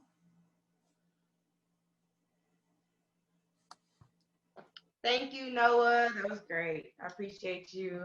Let's go ahead and get into Mr. Gary Huskisson. And hopefully you can talk about the Say It Louder community so that we could all be familiar on it. Hello, Brea. What a fantastic job you're doing. And I'm over the moon. I can't believe what the job Gregory, Amy, and all you guys are doing over the States. If I'll be honest, I've had a shit week, and there's certain people amongst the audience, amongst here, who have saved me, who have saved me. I've been there. Say It Louder. It came about because I had enough of people just talking. Our government in the UK, I've got 4 inquiries how to deal with racism, and we all know the issues about police violence, about bad housing, about mental health, and it's all talk, and I'm tired. I was tired of doing talk. And when I was like doing my reading and researching, the majority of all, even Black Lives Matter and things that have gone back for 400 years, when there's been uprisings or when there's people challenging 400 years of oppression, it has started with a creative. It started with a poet. We've been given these gifts. Yes, we can laugh and joke and make something and make a bit of money on the side and look really good on our Instagram. But at the end of the day, we have this ability to get messages across. I've learned so much about all of you so far. Oh, where is she? Gwen. I've got 2 sons. I'm in love with you. I'm taken, but you can have first picking which one you can marry.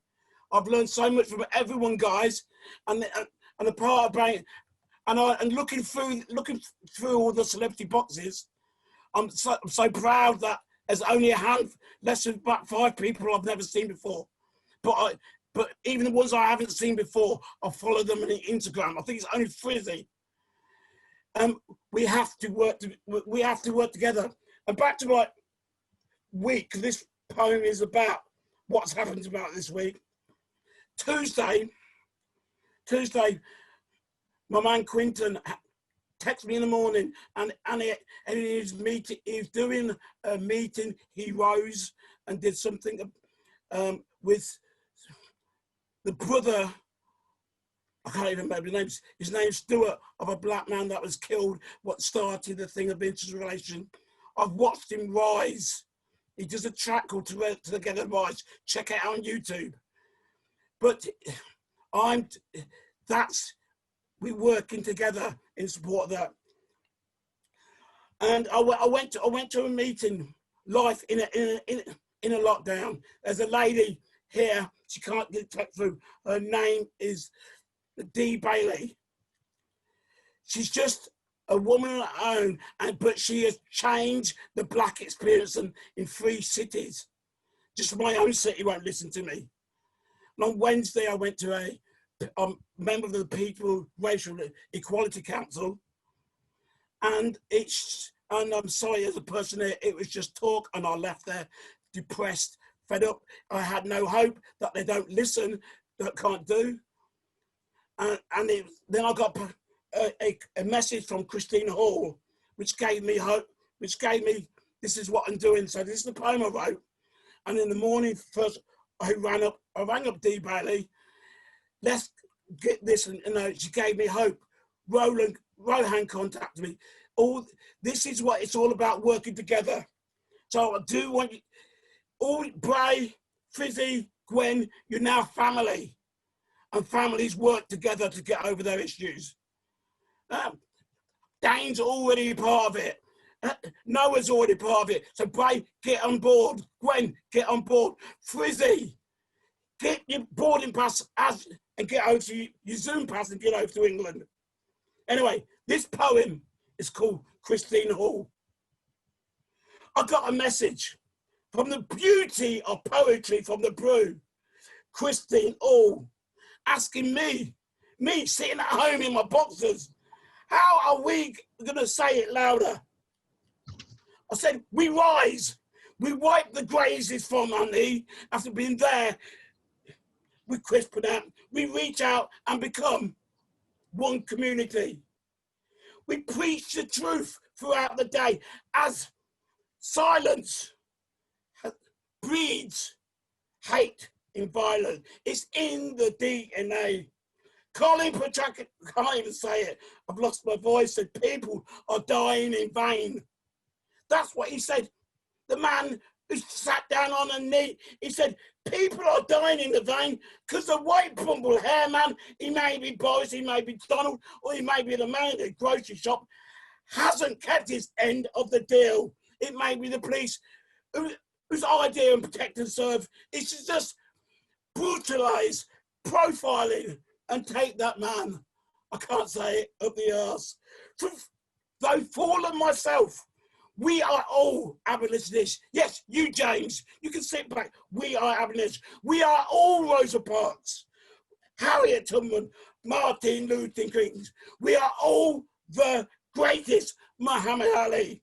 We are all, yes, you, who's at it here, freedom writers. In the words of Quinton, together we rise to live and take comfort. We will stand up like Anita Hill. No profit. She did because she knows what is right, not because it's black or white, because it's right. Powers that will work for thee as one community, we will say it louder. Powers that work for thee as one community, because the air, the earth, and the sky, and it's not breathing. It's not just for 8 minutes, 40 seconds. It's breathing of a common breeze, the breeze and of the wind. They won't forget you and me.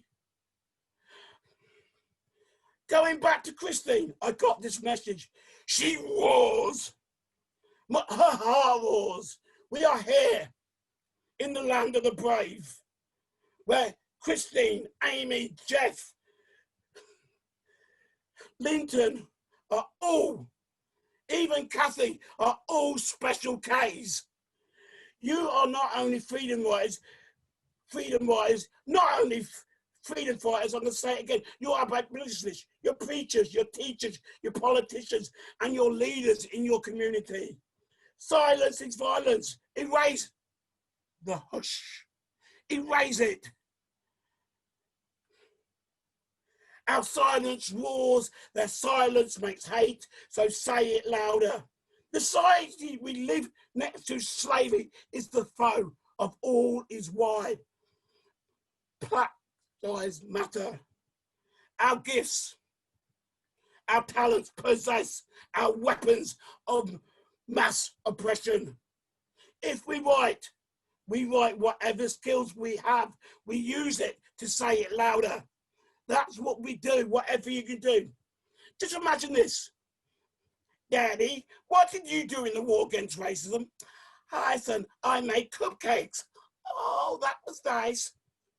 Mummy, what did you do in the fight against Floyd? Well, actually, I wrote a few poems. I ticked a little box. Today or tomorrow is not. This is not a talking shop. We are not just talking and collect ourselves on the back. Hey, look, I said a nice poem about racism. We go forward and we work together. I want each one of you to meet the person you don't know and say, what can we do together? Rohan has got things in common with Frizzy. Frizzy at ISL, get his number. This is what we do. As I lost my player. As I try and get my voice back. The society, I stressed again, is the foe of all is like what life is. All those films we watched during Black History Month about slavery, the colour purple, you name it. That is our foe. It's foe. We need to take this moment, not just go to bed after this, see what we're going to do tomorrow. To make sure we have the power. You only have to look back in history. We have the power to shine in the sun, to make sure our children have a better day. My son is 26 and he's going through the crap I went through now in my city every day. We have, believe it or not, because we're that clever, we have eyes in the back of our heads. And your pens will write white words. Yes, white words. That give you the power, not just to walk the walk, but to stand tall and run while the clouds roll back and the stars fill the night. We are the three kings. We are three kings. Whose sat-nav is not a star in the sky. We are the three kings, what give us the light. We wade through muddy waters, saving our children from being slaughtered. This is more than passion. Passion to undergo the trivial recriminations. Oh, we don't like you because you're passionate and black. So these are more than undergo trivial recriminations on the way to save us. Say it louder and amass the more than worthless accreditation. Our fallen heroes have laid that path. Malcolm X, Lincoln, Key West Johnson, Gil Scott Heron. In the words of Quentin Green, together we rise, we say it louder. Once we're free, we'll always be free from oppression, free to be equal, free to live, free to say it louder. Finally, in the words of Christina, voices our actions. We will not, what we're doing today, the sense we're saying, be relegated. Our voices, our actions cannot be relegated to the fringe. We need to say it louder. There's another verse to this, but my voice won't have it, so you read it on my Facebook. And if you don't, I will know. Get to know one another so we move together and say it louder. Thank you. I need a drink. No, thank you. I would be out of breath too if I was speaking the truth, nothing but the truth. I appreciate y'all for creating this space for us, this creative outlet. This is amazing. We're gonna move on with the open mic list. I have next the Dane Inks. Yes.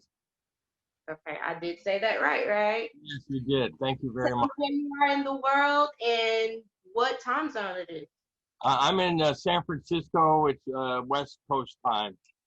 So I thank you, Gary, and it's nice to be included in a part of this. I have a poem called Problem Poem. Doesn't take as long to get to the train to Auschwitz. Does not take as long as it used to. It's a bullet train, a bullet train, open seating plan, come one, come all. The story told by the engineer driving the train to the death camps and asked after, how do you live with yourself? The reply was, well, we all choose the dark side of the street we walk down. No, we don't.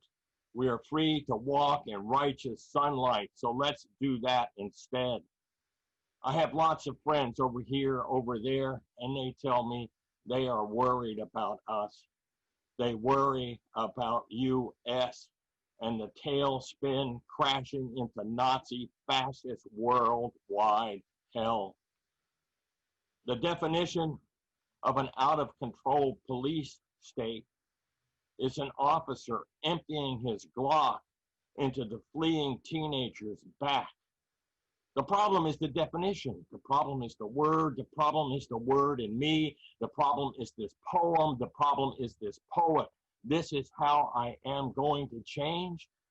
This is the problem. The problem is, can I see? The problem is, can I hear? The problem is, can I feel? The problem is, how am I being with it still?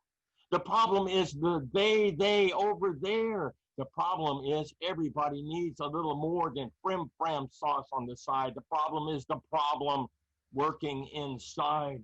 The problem is I need to have a come to mountain moment. The problem is I need to see the challenge in me. The problem is I need to see the problem is me. The problem is I need to fix me. The problem is the only way to eat the elephant is at one bite at a time. The problem is the heartbreak. The problem is the dying. The problem is, the problem is, the problem is, the problem always is. The problem is the capacity for the human to be and do as humans. The problem is, it seems eternal, but that's just cannot be. It cannot be that the problem is eternal. The problem is the problem. The problem has to end. The problem is you talk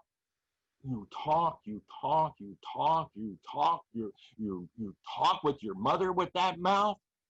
The problem is I have a good pattern. I should be a good pattern, not just a flame. The problem is you have to want to be free like me because we are the same. The problem is fear, afraid. The heart and harvest just isn't big enough for all when bounty is. The problem is what to do when enough is enough and still nothing left for you. The problem is it doesn't matter how we count.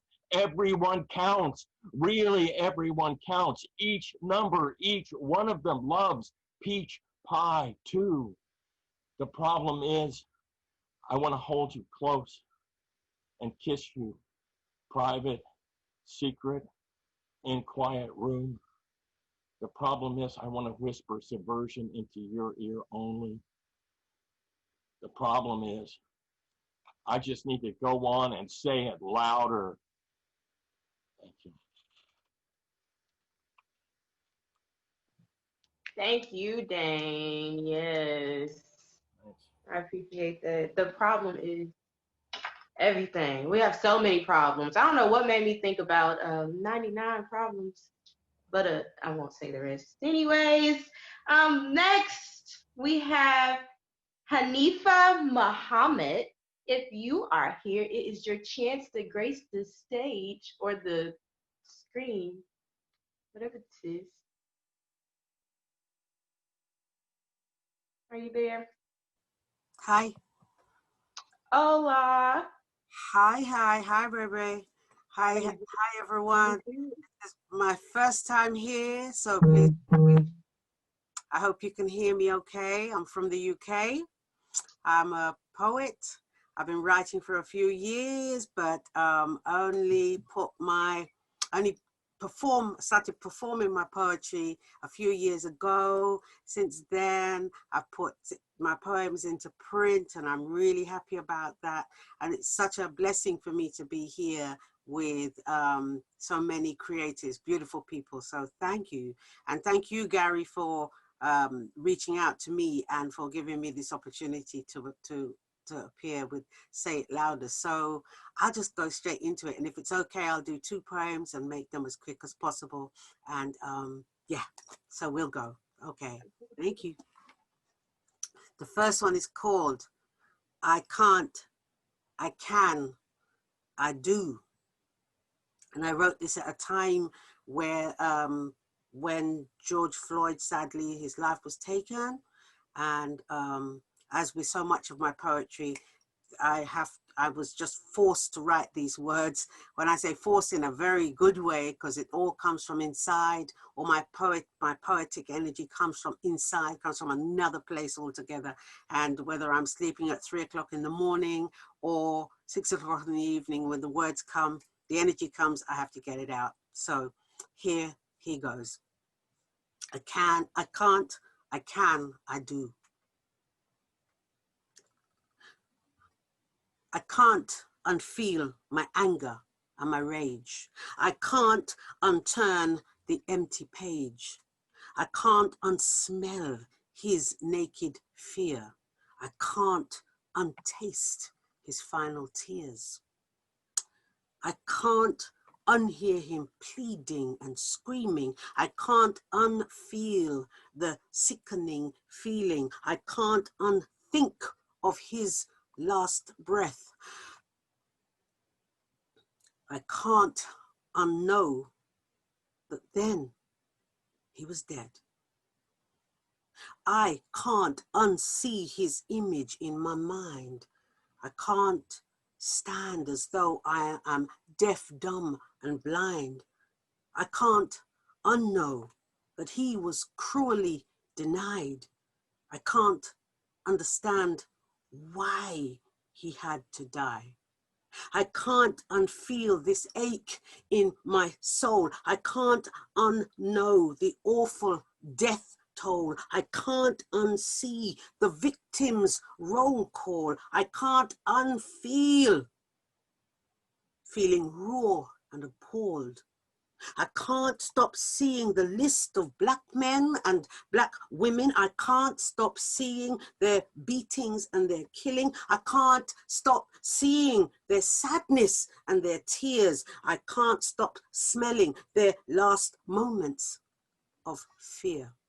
I can't forget how things were back in slavery times. I can't forget that they cared nothing for black lives. I can't forget that they treated us with such ruthless indignity, and I can't forget how they robbed us of our humanity. But I can protest against your never-ending brutality. I can protest against your blatantly racist mentality. I can protest against your callousness and insensitivity. I can protest against a system that takes a life with a knee.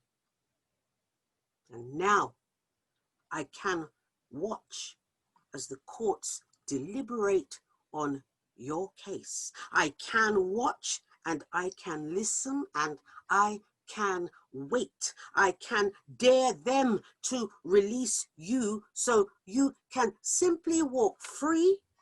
I can dare you to think you will take another life with your knee, because I do believe if that happens, the ghosts of our ancestors will rise from the sea and they will march together with us on the streets. I do believe they will come to avenge their son who died under a killer's knee and those who died while hanging from those trees. I do believe the scales of justice ceased to be in our favor long ago. They weighed against us too heavily. They broke and the pieces were scattered. But I do believe the time has come to show the world we're tired of your reviews, your reports, and your chatter. We're speaking out for ourselves now, and we say, Black lives matter. Thank you.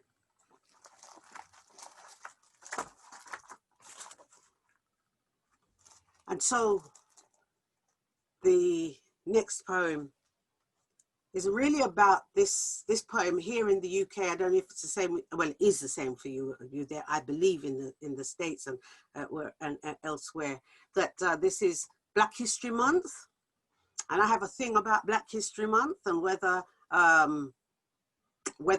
it's something that I want to celebrate anymore in November. In October. I just feel and have felt for a few years it's just too confining, and we've grown now as a people. And we've gone beyond this 30-day celebration of who we are and our presence. So I wrote this a few days ago, and I'll perform it here. So it's called More Than a Month. So here we are in October again. And guess what? It's Black History Month. It's when we're told it's okay to celebrate who we are and all that we have done. Our incredible and undeniable history, our glorious and magnificent legacy, our beauty, strength, and resiliency, but only remembered once yearly. Why do we try to fit centuries of history into just 30 days? It's a total mystery.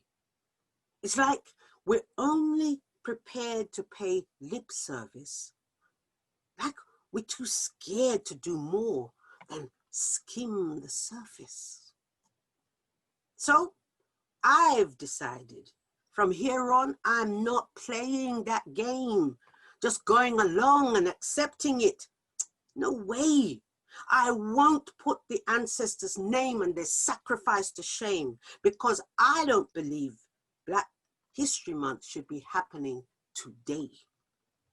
It's no longer acceptable to me to designate 1 month to recognize and to celebrate our Black heroes and heroes who went before, whose names and achievements will live on forevermore. Their stories should always be heard, not only once a year. They should be highly respected and revered.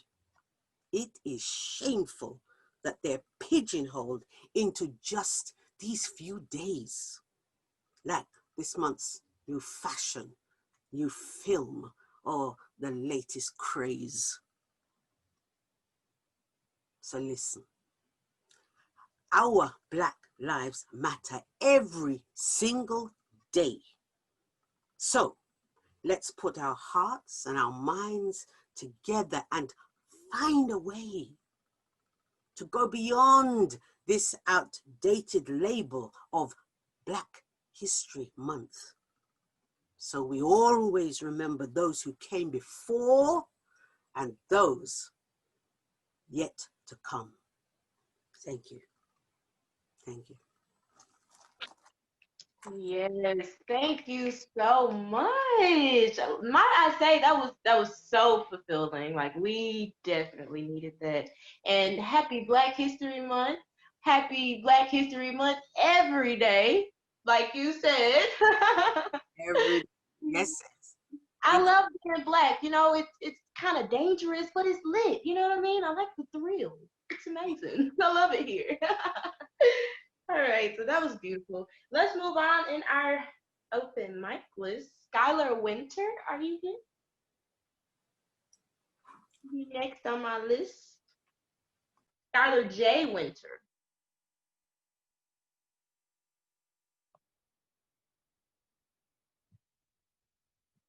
I'm looking. I don't see. Not here. Okay. So let me move on. We're gonna move on to Quentin Green, if you're ready and if you're here. I'm here. I'm here. Hey, tell us where you're at, the time zone, and a little bit about yourself. Hey, just a quick intro. My name's Quentin, aka Mr. Melise, which means he spoke in ancient Greek. My time zone is London, so that's GMT. And it's around, what time is it over here? 11:08, just before midnight. Yeah, a little bit about myself. I run a charity called Knife Crime Victim Support. So I'm an anti-knife crime campaigner. I teach creative writing to children and young people across the country over here, using it for therapy, encouraging people to express their truth, to air their frustrations, to talk about their anxieties on paper, to get it out on paper. Everyone uses their notes on their phones. I'm always telling them to use paper to start mind maps and to open dialogue. So yeah, that's myself. That's music mentoring, arts and poetry. You can see me on Spotify. I'll drop a Spotify link after this. Because today is World Mental Health Day, lots of what we spoke about does encompass that, you know, whether it's racial disparity, whether it's systemic racism, things like that. How does it affect us as people, no matter what race or creed or color? So this is called When the Hashtag Has Gone, which is quite apt considering it's coming up to midnight and the hashtag has almost gone on World Mental Health Day. Mr. Melise, when the hashtag has gone. Well, I suppose that was nice, wasn't it? Everybody stopped and thought about you for a day. For a moment there, you felt like people could relate, and you're reading posts on their page like, it's okay not to be okay. But it's easy for them to say. Because now they've all gone away and you're the only one that has to stay. And I can sense that you're frightened. Your chest has just tightened and your senses are heightened. The fight that you're fighting must be terrifying. Shrouded in darkness and just trying to let that light in. You even thought about dying. But hold on, Lamb of God with the strength of a lion, life goes on. Tell yourself that you matter. Let yourself know that you're number one. And when that thought pattern's begun, you start to undo what those voices have done. Because they've been getting worse for years, and I hear that. Sat behind the shower curtain for hours and wiping tears back. But now certain if you're empowered, all your demons will fear that. You've been dreaming you'd see that. From the day they tormented you. From the first time you withdrew when your bestie lost a friend in you. No one's taught what you're meant to do. On your side or theirs, but I'm sure they still care, and if you call, they'll be there. But if they're not the ones to console your soul, they'll be there when you're ready though. Try not to let go and read between these lines. Know that we all pretend to be fine when we're posting online. Yes, your reflection has imperfections like mine. And yes, I feel like throwing the towel in sometimes. But I say that with sensitivity and every sincerity. Because you and only you can understand the severity of your sense of despair and your insecurities. When you put on that brave face and pretend it's all right. When you lay in bed all day and when you can't sleep at night. Holding your pillow tight. Muddled and stressed. Upset for no reason in puddles of sweat. As a child when you were sad, did mum cuddle you then? Have you lost her now or have you flown the nest? Did relations break down or are you seeing her less? Because when it hurts us, it feels like we all need to be nurtured. Instead, you're wandering alone and feeling misunderstood, so come on. Come out from the woods. Build a network around you. There's support out there you'll be glad that you found too. Give them a piece of your mind, because you need peace of mind. Don't look back at the demons that you're leaving behind, and people, be kind. Show support when there's flashbacks. Show them that to you they mean more than a hashtag, because mostly society stigmatizes anxiety. But if you can hear me, I promise you won't suffer quietly. And that's that piece. I'm going to keep it moving because I wanted to share one in particular. Big shout to Gary from Saying It Louder. An amazing moving piece as well, Gary. I'm just looking for you. I can't even see you here at the moment. Yeah, there you are. So big love to everyone in the US and to everyone in the UK and further afield. This is called Together We Rise. It is an interaction thing, but what I've learned, What I've learned with Together We Rise is you get a delay. So I'm not going to try the crowd interaction thing because you literally get a delay and it just goes totally lopsided. So I'm taking out that part. And this is about the current climate in the UK and America.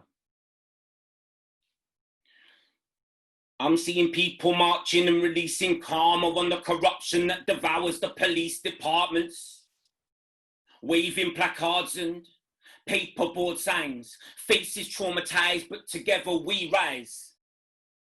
Fed up of these lies, fed up of brutality. I've got a solid force with me though, John Boyega and Asher D. And actually, my kings and queens hold hands with me. We were on our knees for 8 minutes. Now everybody stand with me. Stand up for Stephen Lawrence. What happened to Mark Duggan? Justice for our American sisters and our brothers. We can't just stand by when they are killing our cousins, when George Floyd is on the floor calling for his mother. I can't breathe. I can't breathe. And I can't believe you couldn't see his nose bleeding. Disgraced officer Chauvin, why didn't you get off of him? And to the other overseers watching him coughing and choking, you're blocking up his airways. You're blocking up his airways. 46 is too young to be walking heaven's stairways. What will his mother say? Son, I weren't expecting you. God said I had to stay. I should have been protecting you. To every single mum who lost a son, I will say this. Every single one of us will wipe away your tears. Let's reclaim humanity and embrace togetherness. When we leave here today, I'll ask you all to remember this. We can do it peacefully and show them what protesting is. Everybody gathered here, show love to the person next to them. And tell our children they don't fit the description. They're not second-class citizens. They were born to be champions. So tell them they're talented, beautiful and handsome, and if they put their mind to it, they can literally do anything. From today, overstand, they will never be undervalued. And when they say, oi, black boy, tell them to say thank you. Enough is enough. It's been the same for too long. Rest in power, Eric Garner, Michael Brown and Trayvon. Ahmaud Arbery, Breonna Taylor. Will the Louisville police tell us more about her murder? Shot down in a hail of 8 bullets is disgusting. And they were looking for a suspect who was already in custody. It's not just us, so make a fist and touch the sky. And it's all right to cry. You don't have to keep it inside. We're living in trying times. No one said it was easy. Coronavirus and racism are like global diseases. But I just know when I'm speaking, if we unify, we can beat this until they respect the civil rights of our people. Not all whites are racist, and not all blacks are criminals. Not all cops are bad. The scales need to be equal. No, wait, hold on a minute. No if, buts, or maybes. If we don't work this out, who will explain it to our babies? To the ones who were prejudiced without saying it to our faces. This is a physical representation of the pain we've been facing. To the people who fought for us, to the names I didn't mention, your legacy is close to my chest like a pendant. And it's our responsibility to honor our descendants. No more not guilties for vigilante defendants. Thank you. Thank you, thank you. I just quickly, thank you. I just wanted to end this piece. This is a tribute to Chadwick Boseman, Black Panther, because we often talk about the representation of Black people on the big screen and in literature. So I wanted to share this just to end it, and it ties in quite well with some of the conversation today. So thank you for your time and your patience and for your ears. Manna could have cried. And it's hard to explain what it meant to me when he brought King T'Challa to life. The first Black superhero to get his own standalone movie. When I left the cinema that day, it felt like my ancestors were standing there with me. Because it kind of reinstilled the pride that I felt when I first discovered the magic of Egypt. Totally immersed myself in a character that looked like he came from the same place that Adam and Eve did. And my story is just one of millions, men, women, and children inspired in a time when the internet stole their innocence, where satellites feed our appetites with negative imagery, propaganda, and a prejudiced narrative. But you literally transcended universes. Even though you came from the same place as we did, you lifted the weight of a generation on your shoulders and showed us what hope is. Totally invested in everything you represented. It's like every single one of us were fighting alongside the Avengers. Forgive me if some of you were slightly offended, but Superman got dropped there and then, because I haven't got blue eyes and fair skin. Instead, my heart beats to the sound of a Wakandan drum, and my spirit can be heard speaking in their native tongue. Yes, I felt fully empowered when Chadwick inhabited that character, because we saw boys from Brixton to Brooklyn reinvent Captain America. Young, gifted, and black enough.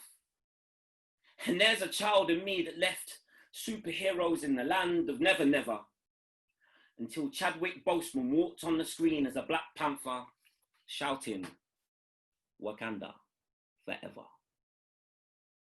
That's that piece.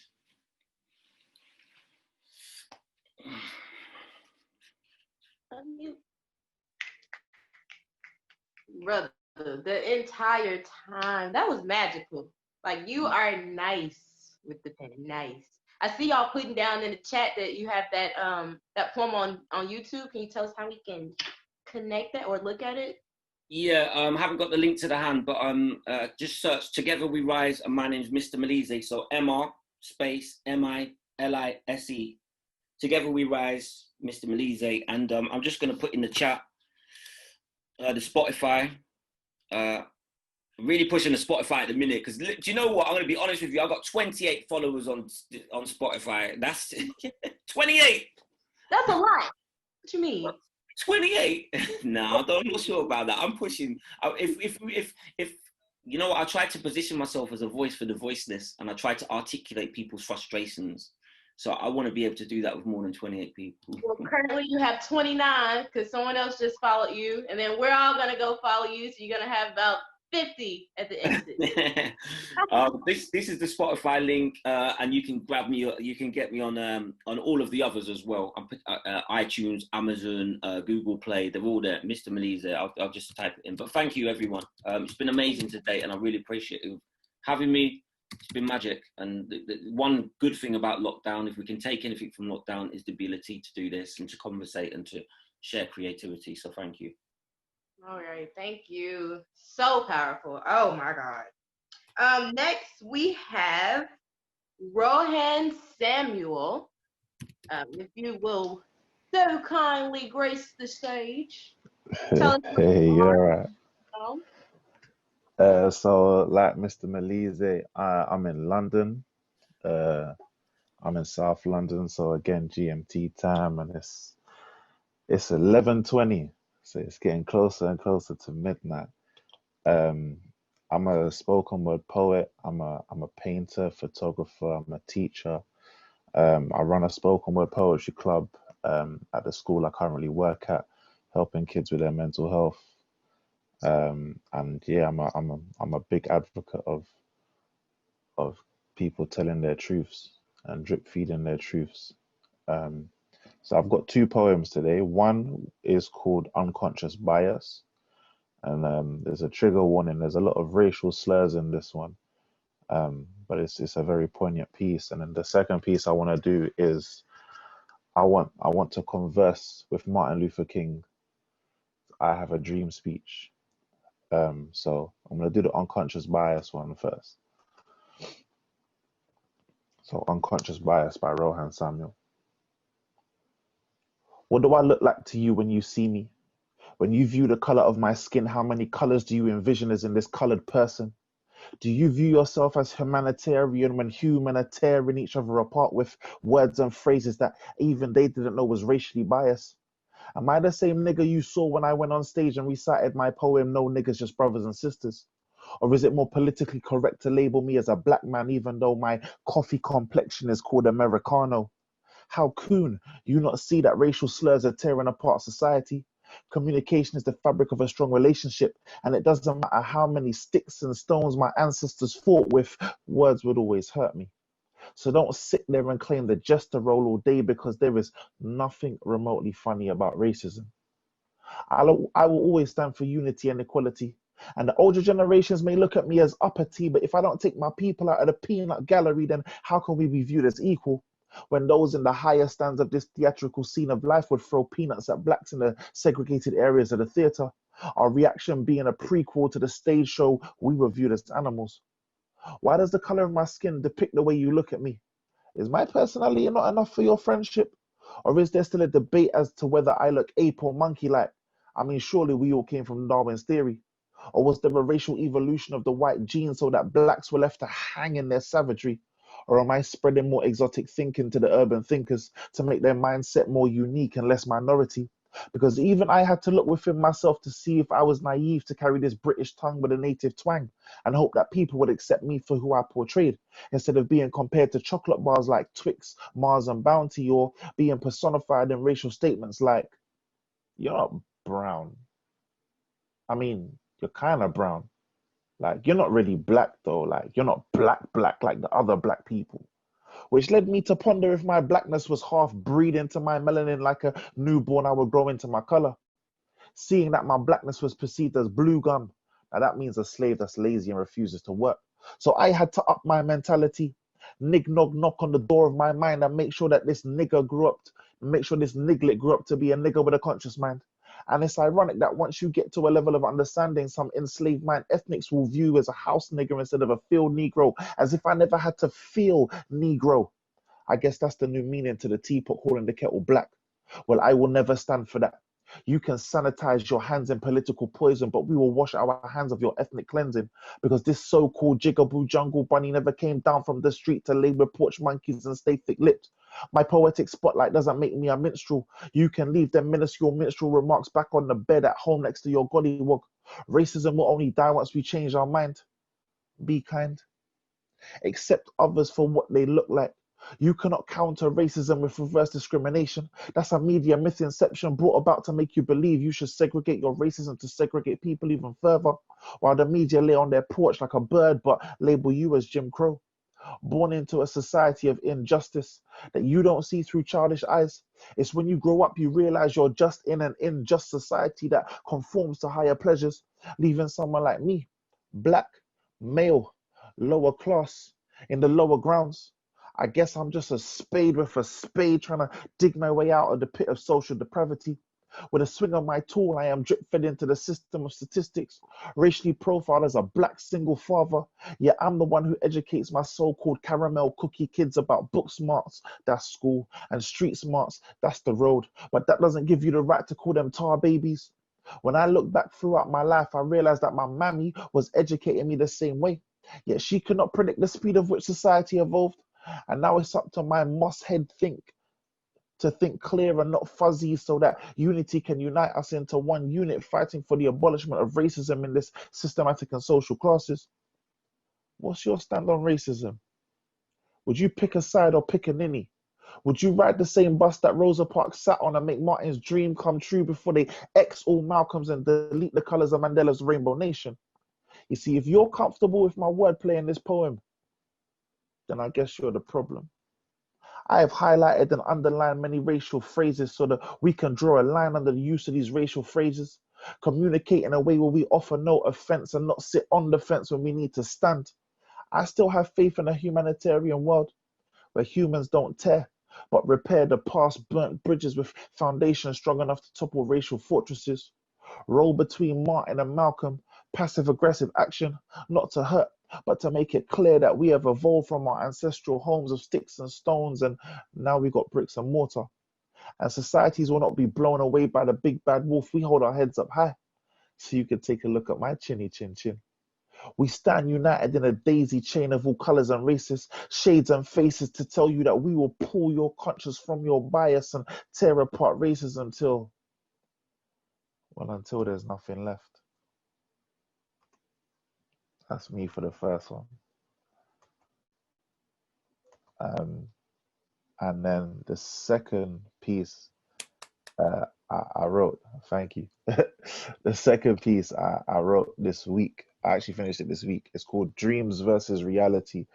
And it's a conversation with Martin Luther King, because I feel like his speech, I have a dream, I feel like it's become a hashtag. The I have a dream section has become a hashtag. And people have started to make it fashionable instead of understanding the message. But then I also feel like the message should be carried on, but it should be evolved.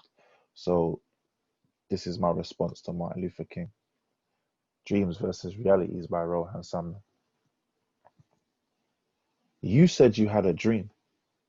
Well, I have a reality, and it saddens me that when I listen to your words, my only conclusion is that dreams don't necessarily come true. As if night terrors terrorize night skies, allowing dreams to be subdued in the light of the moon. So your dream and my dream may never shake hands with the light of reality. So when I look back, I see you were also looking back, because you said 100 years later, the Negro still is not free. 100 years later, the life of the Negro is sadly crippled by the manacles of segregation and the manacles of discrimination. And it still hasn't stopped. It's only evolved. Taking Darwin's theory of evolution and evolving it into a concept of dehumanization. You see, the world is different now. As many opportunities that have arisen, as many times I see us as opposition, the crippling isn't so physical.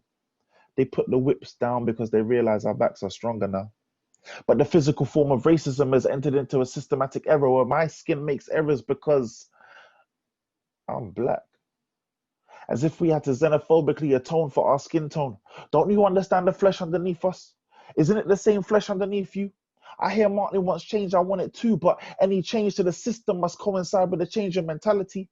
Parallel like a train track, otherwise we'll derail the Underground Railroad.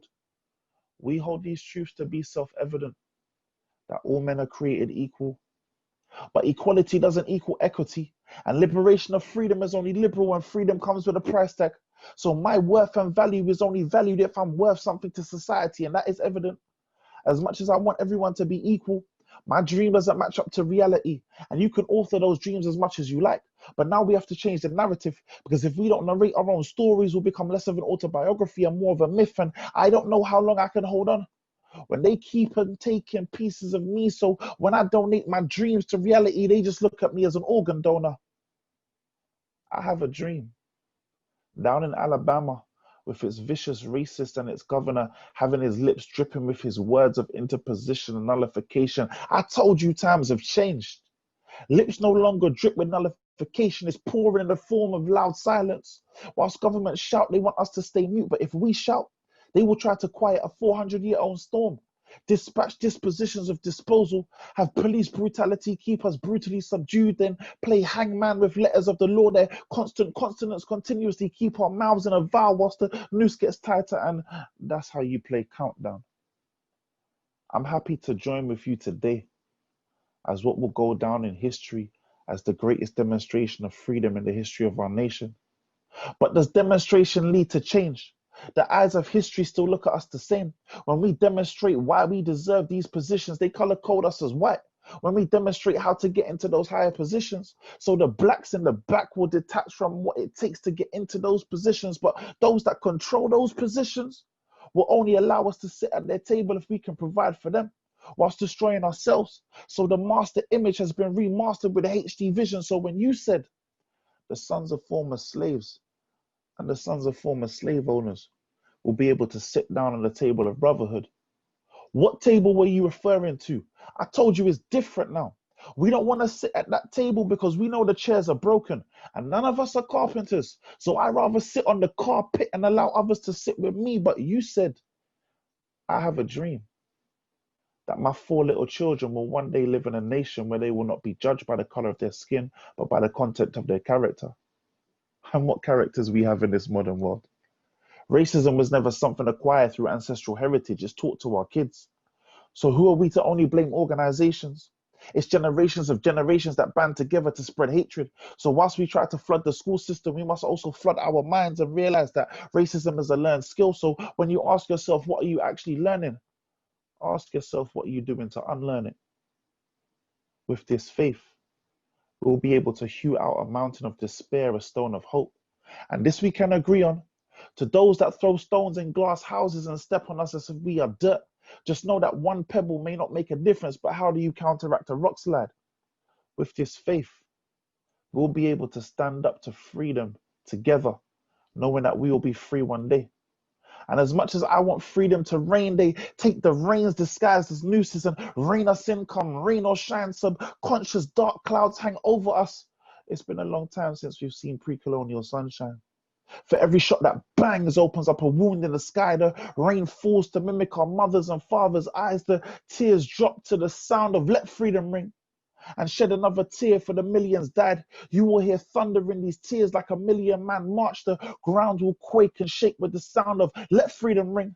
Let freedom ring, and when it happens, then we'll be able to speed up that day with black men and white Jews and Gentiles, Catholics and Protestants, free at last, free at last. Thank God Almighty, free at last. I see your dream, as vivid as my eyes are wide open, but your dream and my reality so far are not together. Our minds are not yet unified as I would like them to be, but I see changes. It's unfortunate that it only comes after tragedy. And it saddens me that dreams have not yet come true. So it's up to us on this platform to be the dream catchers and turn your dreams to reality, because I don't want my children's children saying the same words that you said if 100 years later, the Negro still isn't free. Thank you very much. No, thank you. Y'all got bars in the UK. Let me find out that that's where we gotta go. Oh my God. What you say? We don't want to sit at the table because all the chairs are broken. Like, Yeah, I like that. Thank you Tell very everybody much. where we can follow y'all. Make sure everybody that went post y'all links in the chat. So, my name is Rohan Samuel. You can find me on Instagram at poet_RS. That piece, Dream versus Reality, I'm actually making a video to it with another artist called Miles Raphael. We're doing a collaboration of poetry, exploring and informing people of Black figures that have changed history in certain ways. So I've spoken about Martin Luther King. I'm speaking about Rosa Parks. He's speaking about Sanchez and James Baldwin, and then we've also got Black Lives Matter pieces that we're gonna portray. So that should be coming out the last week of October. I've got shows coming up which I'll be posting on Instagram, so you can catch me on Instagram. And yeah, I've just started my journey in spoken word since last year November. So I'm gonna carry on my journey. I'm gonna carry on trying to inspire people. Hopefully you was inspired. And at the end of the day, I can only tell my truth, because that's why I'm here, to tell my truth. That's what I was born to do. And hopefully we can just do it together. And like Gary says, we need to say it louder, we need to say it prouder, and we need to carry on saying it. It's not just a case of just dropping bars for 2 weeks and then going back to your daily job. We need to keep that consistent flow of words. Otherwise, there's not going to be any changes. So that's me, Rohan Samuel. Thank you very much. And Bree, you're amazing. I'm just putting it out there now. That was beautiful. Man, I am so moved. Like, I just love this. I love this space, this Say It Louder community. I am just so happy to be here right now. And I'm trying not to be so cheeky, but I'm just so happy. We're gonna move on though. We're gonna move to Francesca Kirkpatrick. Francesca Kirkpatrick. I probably butchered that. I'm sorry. But if you're ready. Oh, I didn't know I was gonna be but I didn't know I was speaking, but okay. I do have a few things to say. Can I just say some free word? Can I just say some free word stuff? Is that okay? Yeah, for sure. Okay, I want to say that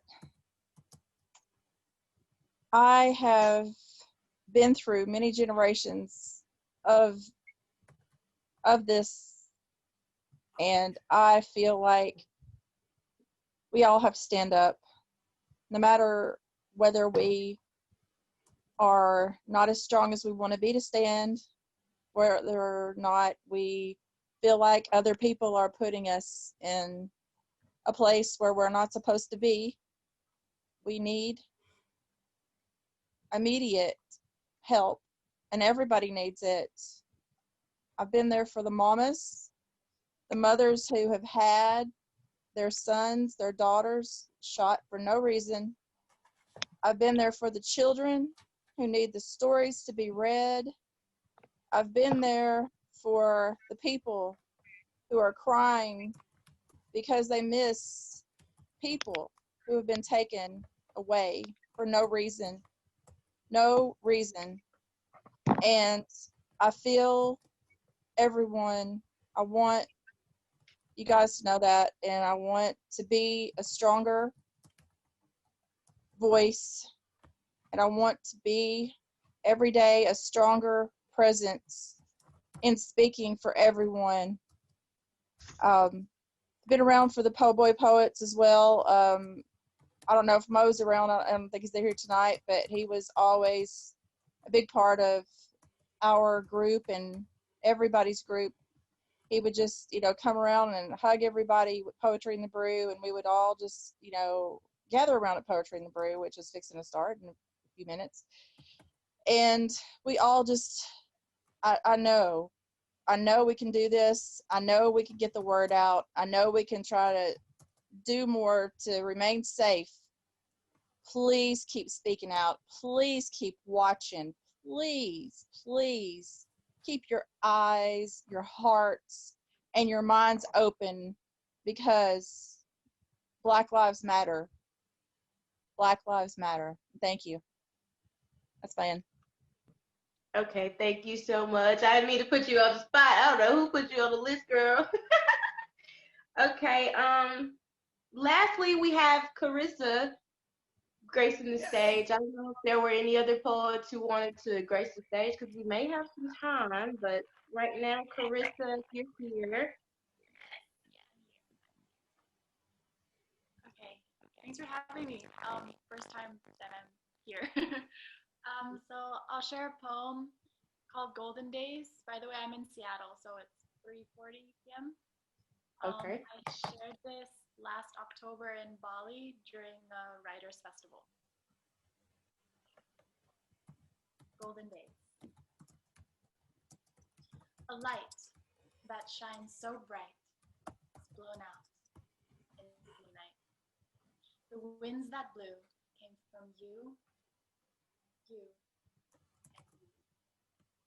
To the beat of the drum, rise of the sun, slowly the seas sink suppression, more lands lift expression.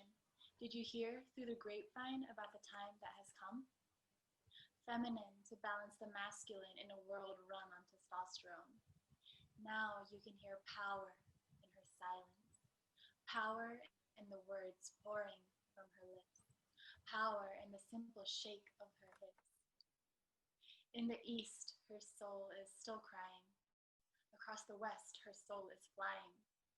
There is simply no denying the impact from all these years of lying.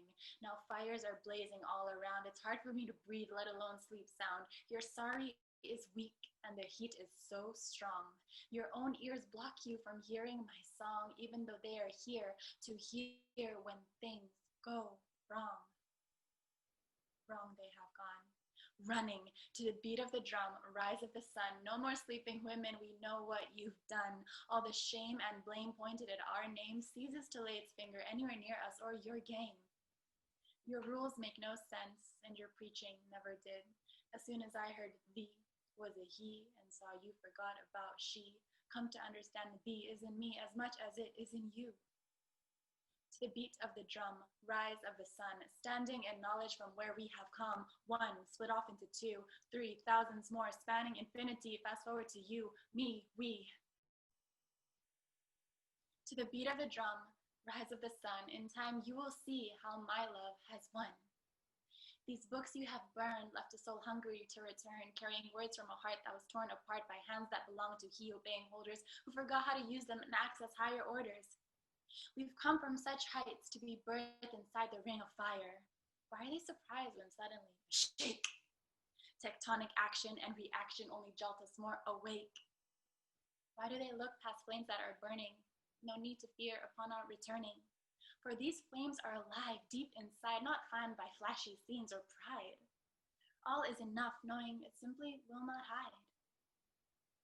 So what can we create from the lamp lit below, so others too remember to know? Feel the warmth spreading, all candles resistant to burn out in the night, because now, finally now, they're each shining bright. To the beat of the drum, rise of the sun, golden days have just begun. Thanks.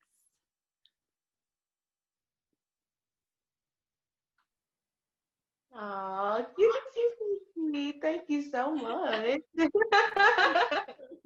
That was beautiful. This has been a wonderful night so far. I have been having so much fun. I'm so glad to virtually meet all of you across the world. Like, that is so dope. Such a blessing. Do we have more time for more people to grace the stage, or y'all want me to do another poem? What we doing? It depends on you guys. We can go as long as you want. Okay. But if you're tired, that's a different question. I'd like to get everybody I would like to. opinion on reparations. You know, we've talked about everything but reparations, you know. And I just like to hear what everybody thinks. Just briefly, you know, I think that, you know, giving everybody money would be a mistake, you know, but I think that we were enslaved, bondage and Jim Crow for 400 years. I think that Black people should be tax-free, 400 years. That might sound extreme, but so was slavery. I think that all of the colleges and insurance companies and stock market places and all that profit should contribute something to the reparation, you know, but I definitely think that each Black person should be tax-free for 400 years. We worked without pay for 400 years. I'd like to hear what everybody else thinks. Thank you. James, I'd love you to be my accountant to the tax-free, because I've got paid. I had such a big tax bill this year. I just want to thank you, Brea, and you've come in and you've been everything.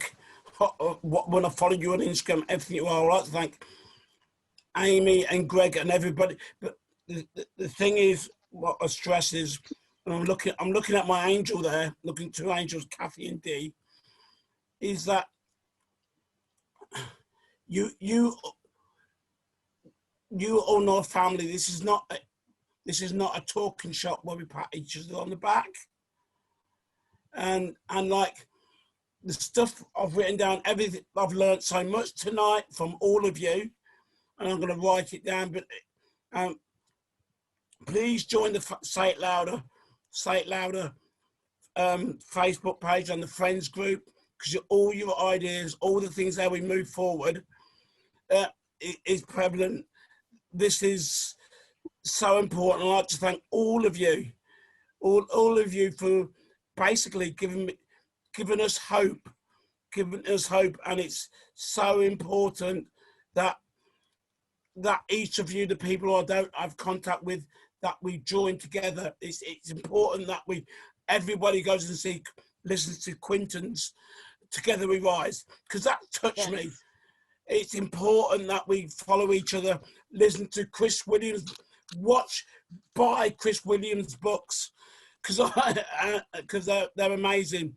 We support each other like family. I'm really sorry you don't have to buy me a birthday card or a Christmas card, but we're family now.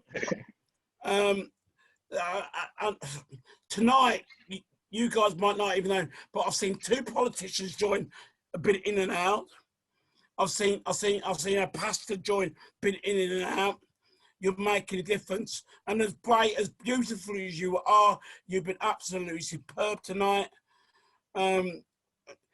Just don't go away and tick to the next meeting. Join the group. Get to know. Connect with Rohan.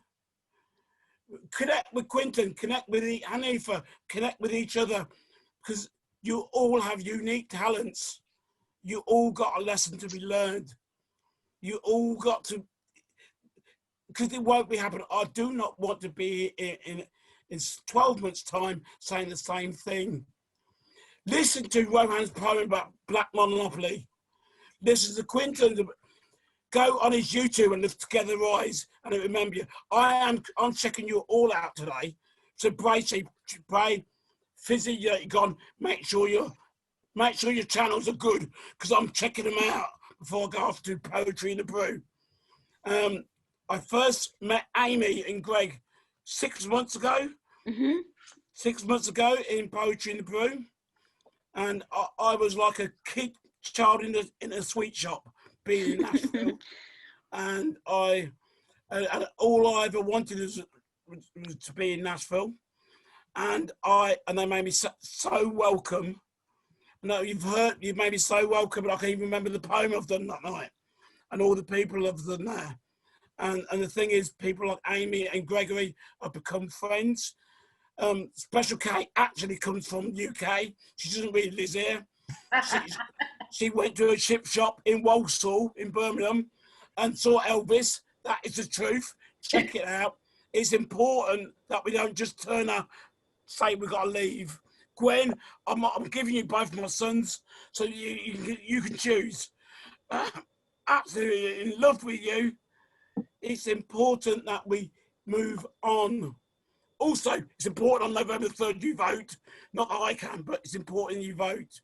It really, I don't care who you vote for, but we've got to have our say. It's there. People have fought for it in every single country. It's you know, in England, women didn't get the vote to 1917. In Switzerland, they didn't get the vote to 1958. No, it's important that we vote. It's there for a reason. So I'm just follow on. Sorry, Brea, you've done a grand job. I've just decided to lose my voice so that I have to appear tomorrow night's open mic. But love you all. Thank you. Well done. Well done, Amy, Gregory, Brea, Fizz, Dane, Johnny, Gwen, marry my kids. Special K, James, and to my boys. These boys will take over the world. Link them up. Rohan and Quinton and Hanif, link them up. Because what they say is real. They've got an amazing following, but they can change it. I've learned so much from these three. Please just link up with them. Can I just say, Gary, whilst you're there, sorry, that's a good you. Thank you, Gary, man. You're an absolute star, an inspiration. I look up to you. I've got a lot of respect for you. You're like my uncle now. You're my uncle. That's fine. We're family. What I was going to say, I just wanted to extend an invite to every week.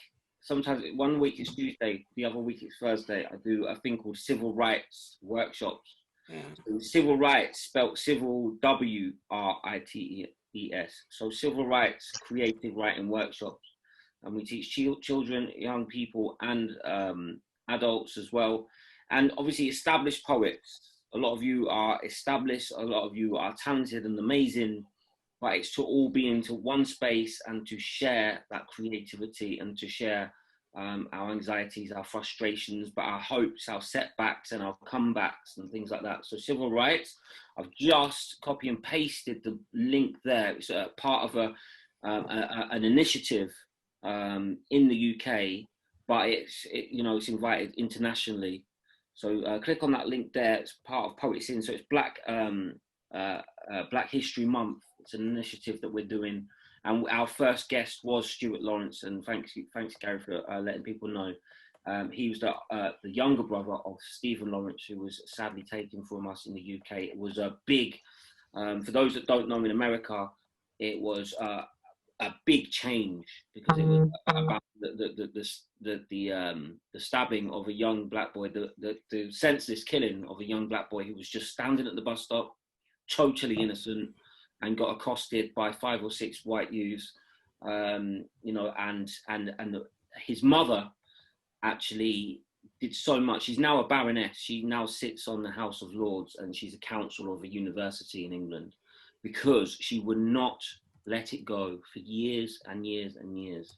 Public inquiries, private inquiries, inquests, court cases, because she just would not let the legacy of her son go. So that was Stephen Lawrence. We invited people like Stuart Lawrence's brother, and that's what we're going to do every week. So sorry to be long-winded about it, but it means a lot to me, and I know that the people that are in here are like-minded, and I think it will relate and resonate. So it'll be good to have you at civil rights workshops. Thank you.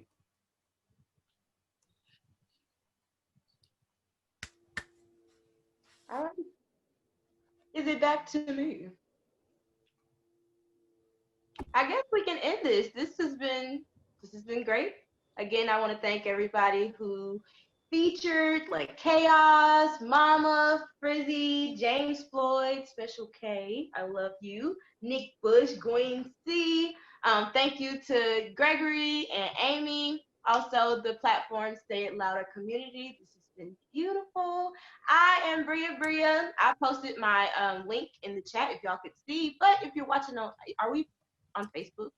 If you're watching on Facebook, I'm Brea on Instagram, BREA_Brea with 3 E's. So thank y'all. Thank you, everybody. Brea.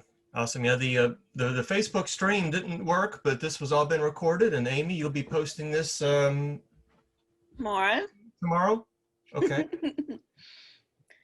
We're looking for that. To. Will All right. do. All right, great. Yeah, this is amazing, guys. This shook. And thanks again, Brea. Great job. Yes, thank you, Brea. Thank you, everybody. We're so blessed to have all of you here, and I agree. We're family now. We've been through it all.